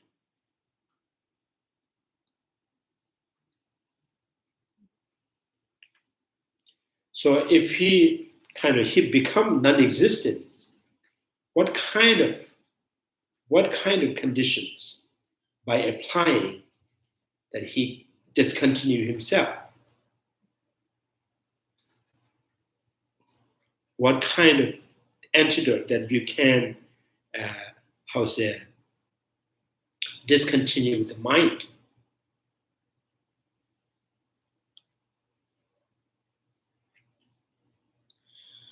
So, thus I have completed my task.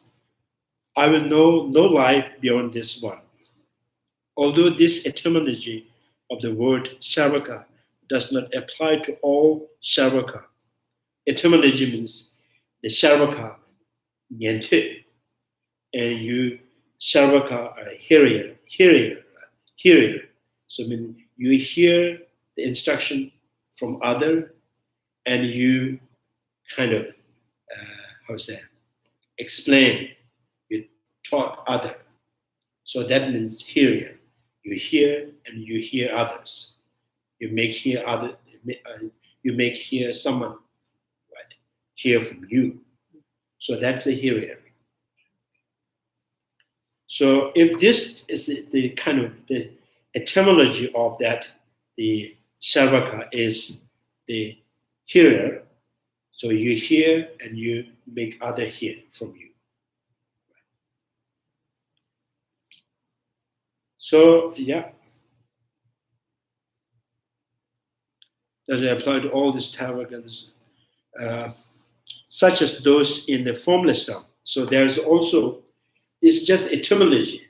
So it's not necessarily cover up with all Sharvaka. Sharvaka means the hearer. So you hear from others and you make some other hear from you, right? So that does not, the etymology does not cover up with all Sharvaka. There's some Sharvaka in the formless realm. So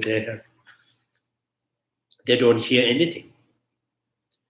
This is not the problems for the term, the explanatory, the basis for the etymology of that term. For example, the leg bone.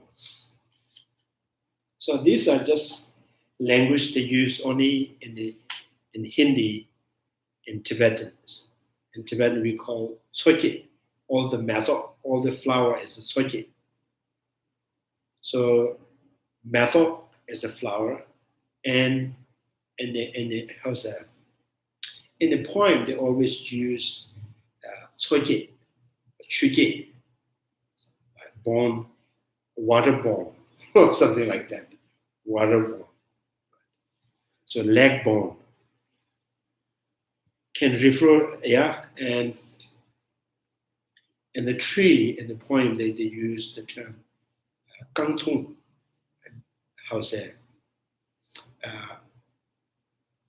which things that drink water from a leg.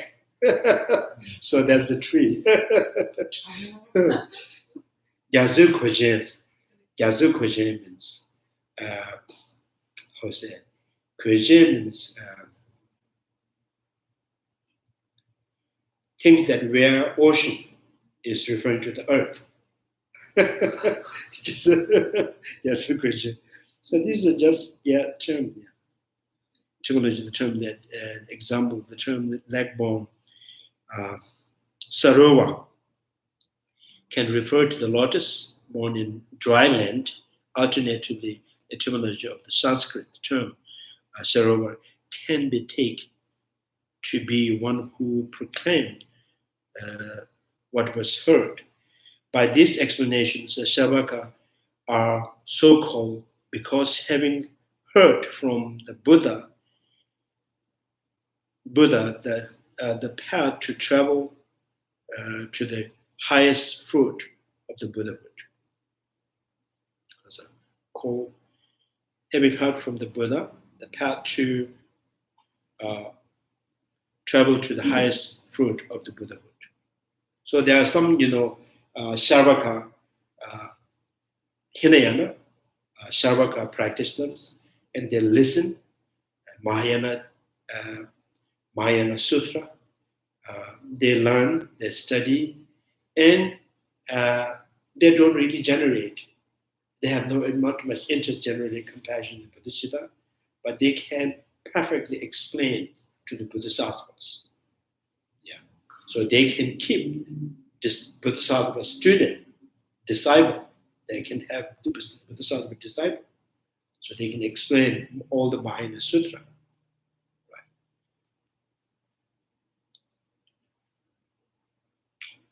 Because they understand it. Yeah, they understand. Yeah.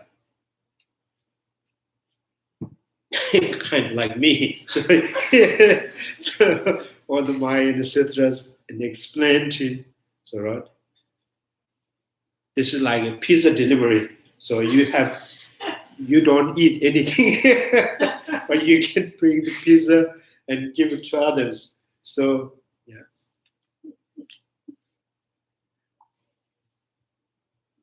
So I have heard from the Buddhas, then proclaim to these who are inclined towards the Mahayana and seek that path. Then, Lama Tsongkaphas was also citing one of the sutra, the white lotus of the good Dharma, Pemagawa, Tamju Pemagawa, Tamju Pemagawa was still. In this sutras, cites kind of saying that saviors, calling the Buddha, O savior, we heard and have become the Shavaka today. So in this line, the Shavaka use the term they use even the Mahayana practitioners.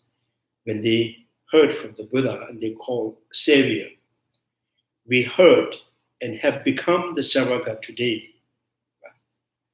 And we will proclaim perfectly the sublime awakening. So what they heard is the Bodhisattvas. We will utter thoroughly too the word of awakening. So we are like those, formidable Shavaka. Now, at the same time, they kind of look down on the Shavaka. So we are like, first he says, we have become the Shavaka today because we have become Hiriya. So we hear all these Mahayana sutras. So we proclaim, we also practice too this bodhicitta. And not only practicing bodhicitta, we help others to generate bodhicitta. So we are like those Sharvakas. Those Sharvaka means now Hinayana Sharvaka, the Hiriya. These two grounds with the calling same Sharvakas here constitute for the Bodhisattvas the basis for the resemblance of the Sharvaka, while Sharvaka themselves actually fit the name one who proclaim what has heard. Some because the word sublime is not mentioned explicitly in the third line of the above quote, say that the first awakening referred to that of the Mahayana, while the second referred to the awakening of the Shavaka. The understanding of the commentary, however, is to take the first awakening, referring to the awakening of the great vehicle, and the second to path leading to that awakening. Some might wonder the Bodhisattvas also hear the path to Buddhahood from the Buddha and proclaim it to other trainees.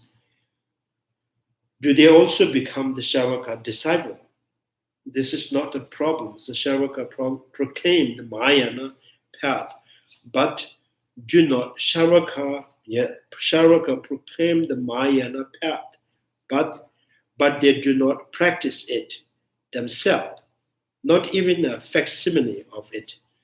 This then is the meaning of this term Shavaka. So that's, so here are practitioners who can receive, understand the Mahayana Sutra, and you can teach it to others. So not even a facsimile of it. So that's exactly like pizza delivery. With respect to the term Buddha, in the middle level Buddha, Some explain this is the accordance with the commentary statement. The suchness of the Buddha applies to all three persons, whereby the term tattva Buddha, one who has realized suchness, is explained the applicable to all three category of person. Sharvaka, the Pratika Buddha, and the Bodhisattvas, all three.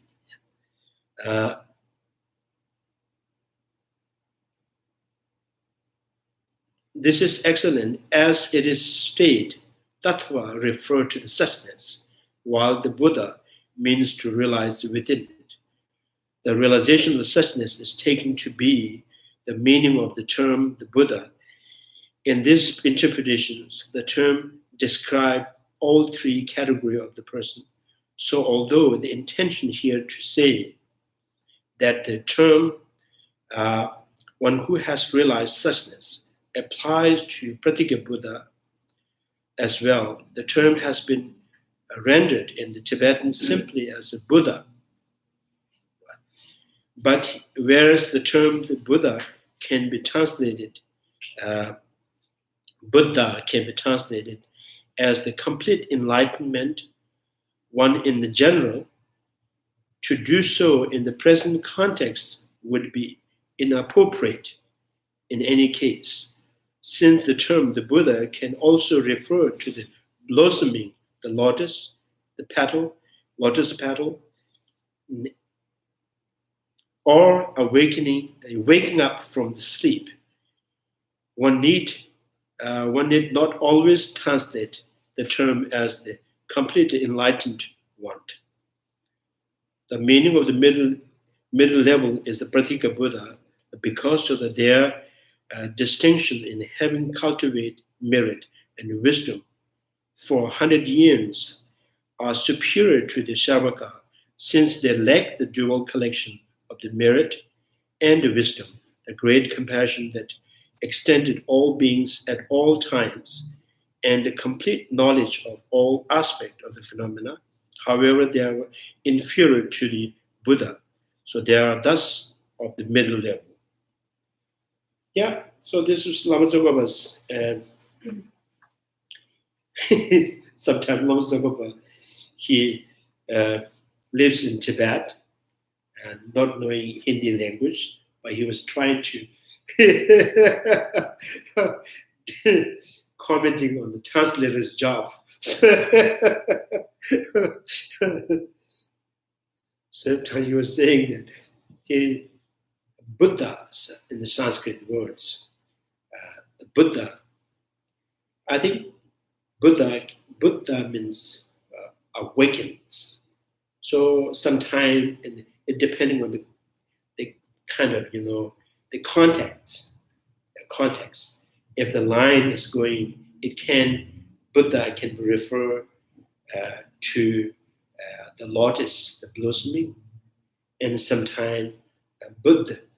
Like, for example, if you are confused for long, if you're in the people's conversations, you're confused what they're talking about, and finally you got it. Some say you are cooked now. So in that way, this term Buddha can be used at the time, and the Buddha also the complete enlightenment. So, and Lama Tsongkapha was saying to the translator, why did you translate the middle level Buddha? So he was saying, you can translate, right, you can middle level and enlighten in suchness. So you can translate that too, but why it's not necessary to use the term Buddha. Right? And if the translator comes to you and give the Sanskrit textbook, now you translate. So Lama Tsongkapha said, no.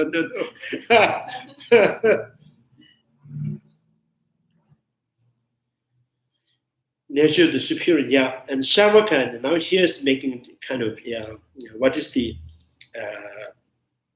difference between Sharvaka and the Pratika Buddha? So Pratika Buddhas, Pratika Buddha is much superior than the Sharvaka, because Pratika Buddhas, they cultivate many lives, cultivating the wisdom and the merit. Sharvaka, this is at least 3 lives, most of the time within the 1 life, and sometimes 2 lives. So within that they attain Arhat.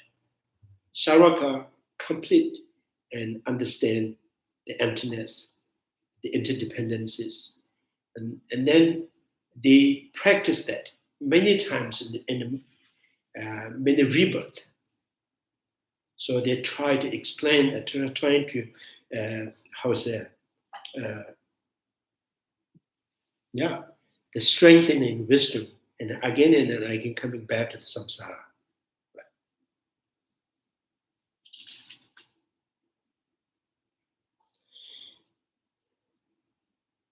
However, there's impurity. Some says the nature of the phenomena. There's a superiority is a Sharvaka in terms of this I don't really understand. Gnosis, gnosis? Knowledge. Spiritual knowledge. Spiritual knowledge.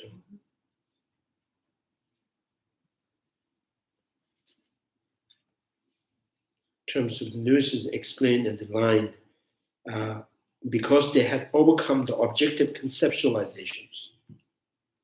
This is incorrect. In the Chandrakirti traditions, both Sharvaka and the Pratika Buddhas understood to possess the realization that all phenomena lacks intrinsic existence.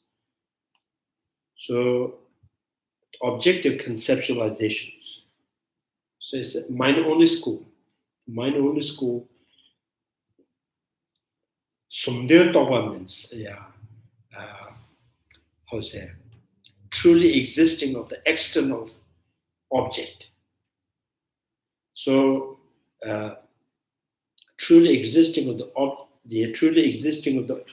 external object or external phenomena. So, in mind-only school, this is the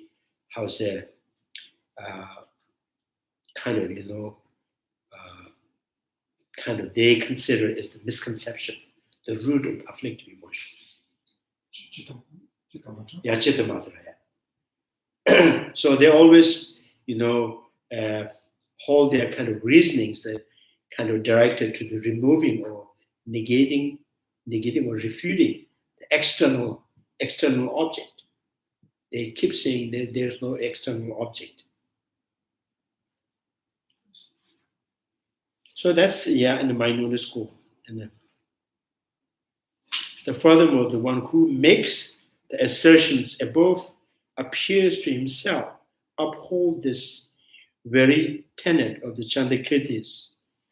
Therefore, the commentary that described Pratika Buddha as superior in their advancement in wisdom, superior meaning superiors, meaning their ever-enhancing progression on the path.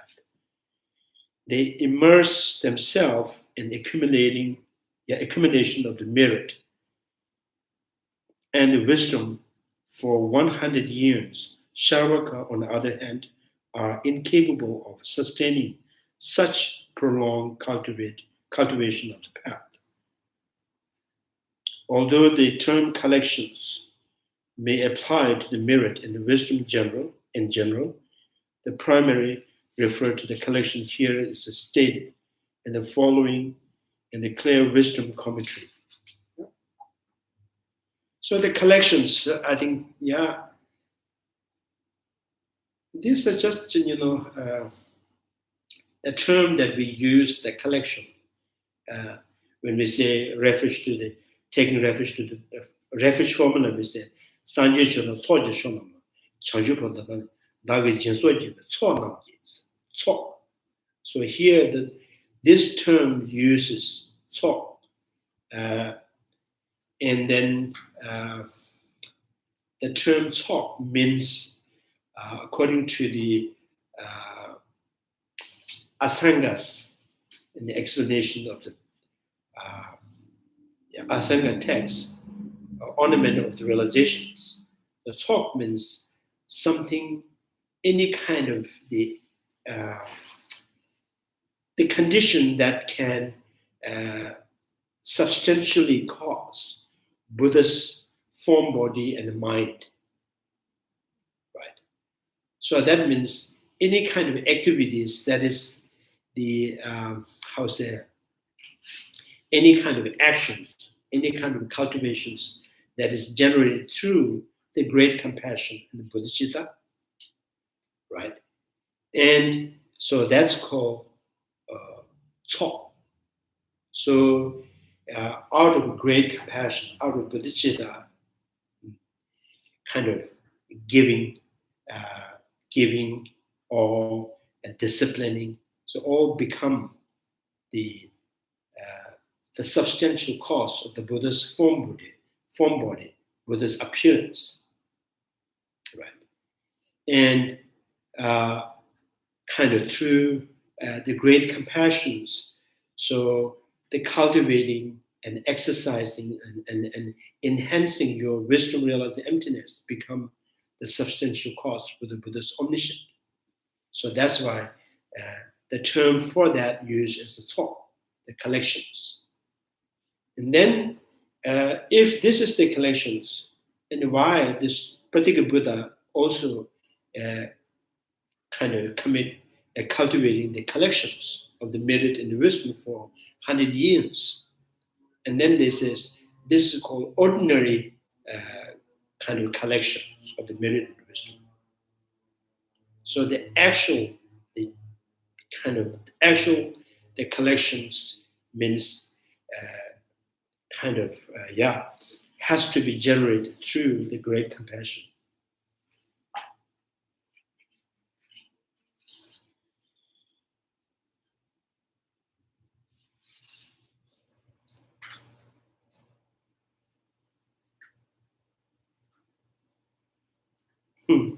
Even as it says, Buddha's kind of hand, the skin, hand, and then the shape of the hand is something very flexible and looks very beautiful.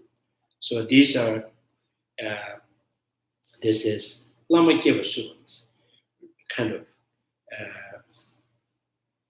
to respect other peoples. When someone comes to you, show respect. When someone leaves and kind of walk out. So these, out of compassion, out of bodhicitta, even that can make this Buddha's beautiful head. Right? And out of compassion, bodhicitta, just simply one patient can make the Buddha's present.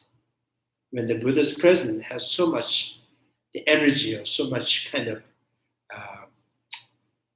the great quality that makes whoever kind of around him or surrounded by him, makes everybody, right, very peaceful and very feel they're safe. So because of the presence of the Buddha, only just present. So these are true great compassions, practicing the patient, right, makes the Buddha's appearance, Buddha's present. So yeah, that's called collections. And here,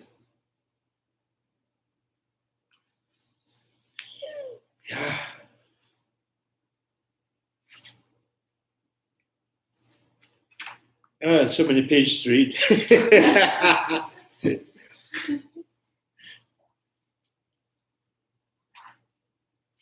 One chapter at a time. Yeah. So ordinary compassion generated with practice grows into great compassion. Great compassion goes into bodhicitta. Yes, yeah. So I think Ninja Chimbo means just simply the compassion. So the compassion and great compassions. Right? So great compassion, so the it's like through contemplating on the 12 links and dependent originations, right? So 12 links of dependent origination of yourself, one's own, contemplating on the reflecting on it, that generates the renunciations, right? That will generate the genuine desire that you want to free from cyclic existence. So when you apply that kind of 12 links to dependent origination of other, so when you think about others' 12 links to dependent origin, how these 12 links of the dependent originations causes other sentient beings and cycling in samsara, right? So, so kind of maybe this is the one of the conditions. This is the one of the way can generate compassion towards sentient beings. So as I mentioned, Lama Tsongkaphas many times they mentioned. So the question is, Sharvaka and the Tathagata Pratika Buddha, they know they are master in the 12 links and dependent originations. They also realize 12 links and dependent origination of others.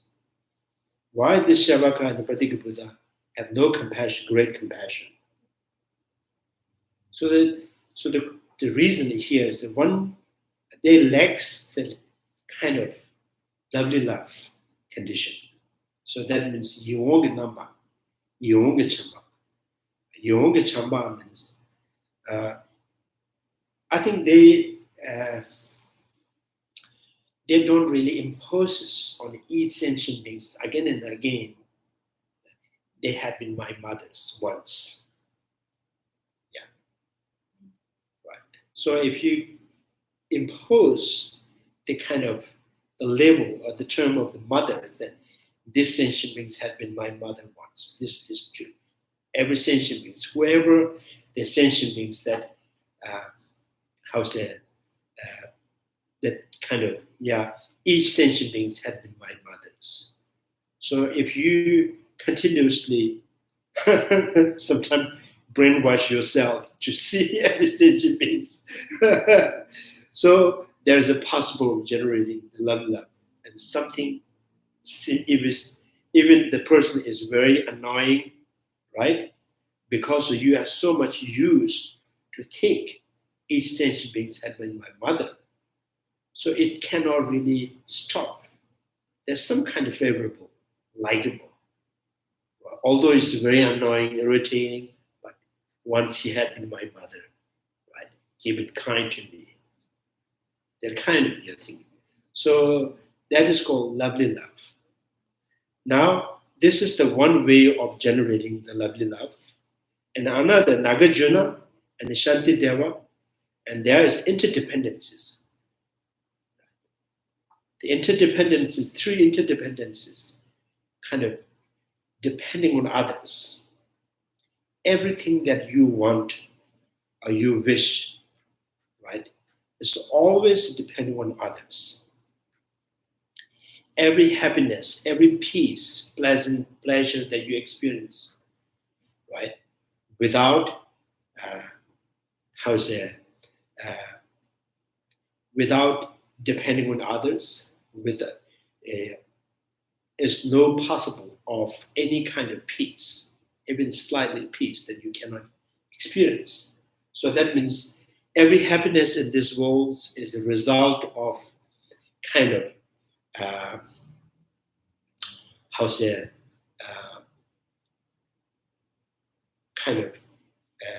benefiting others. Every happiness in this world, in this life, is result of benefiting others. Every suffering of this life, right, is due to harming others. Right. Then, and then you see, nyamje then you are exercising on exchanging self and other.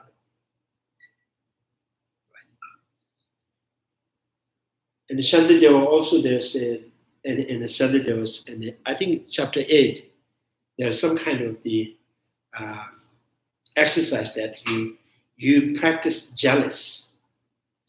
So practice jealous in a different way. Normal jealous is like, oh, this person have this kind of knowledge, this kind of look, this kind of property, right? And I don't have, right? And as jealous, and then also says, one day I'll be, right, more smarter than him, more richer than him, more better than him, right? So that kind of jealous.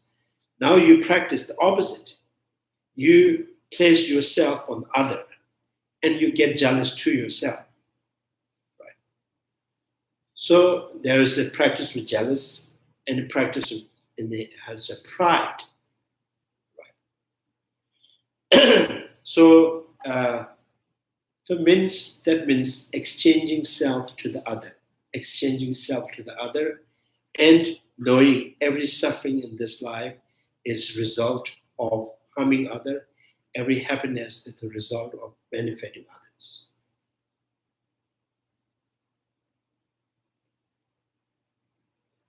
So then also the Shantideva says, you look up the Bodhisattvas and ordinary people. Who is more happier? Is there not because of what they drink, not because of what they eat, because they are thinking. The ordinary people thinking themselves, always self-centered or short-sighted. So Bodhisattvas in caring for other and what is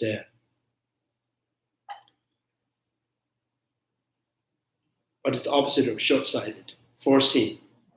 Yeah, foreseeing. So this is when I think your mind training. This is make young sing, call young sons. Mind training says look far, right? Make young sing, call young ones, call by young ones. Call with an open heart, right? Call young son. So which means but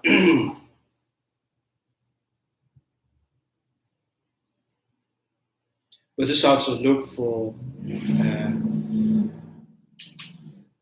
so aim Buddhahood, right? And open your heart with compassion and be flexible with wisdom. Right? Wisdom makes you flexible, compassion opens the heart, and look far. Enlightenment, not just for yourself, for others. So I think that's kind of, that makes Bodhisattvas wanting to born again and again in samsara. This kind of, right? When you have compassion and wisdom, compassion that opens your heart, that does not make you short-sighted, right? Self-centered, and the wisdom that's very flexible, right? And your aim is high, right? So every time Bodhisattvas comes in samsara, they're always happy. So just look at the example, ordinary being in the Bodhisattvas. So I think through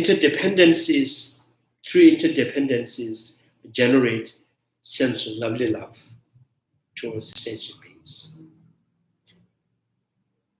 So the lovely love and understanding the suffering of others, and combined together, there is a genuine compassion.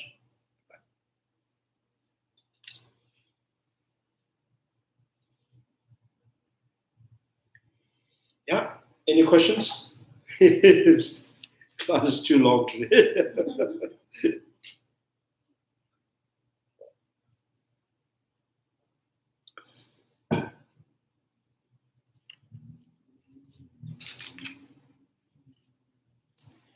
Where did Larry go? I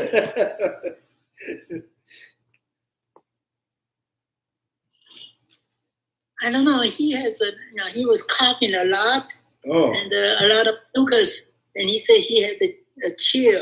oh, So maybe he's having a temperature or what? I don't know. okay. Mm. Anyway, thank you very much. Yeah. Changju semjo rinpoche, ma deba na geju, geba nyamba, meba nyamba, konde konde peba, tonye tawa rinpoche, ma deba na geju, geba nyamba, meba, konde konde peba, toma simjen tamje dada denju, ngendro tamje tado tonwa, da changju semjo, kanda sushu, teda kunje molom jumjiru ji, karera wego we sheba, penda dewa manu jowe, jere sawa tenze jasui, shabe se deba do denjiru ji. May the precious Bodhi mind Bodhi mind, therefore arise in you, May the precious mind with my realizing emptiness in May that born that I brought of the kind but increase forever. Due to a deep merit of other and some order happiness, and may all not be here. Wherever there appears Christianity. In the sense surrounded by peace, you are the source of hope and fairness. All powerful strength and significance remain in this bright light. Thank you very much. Thank you.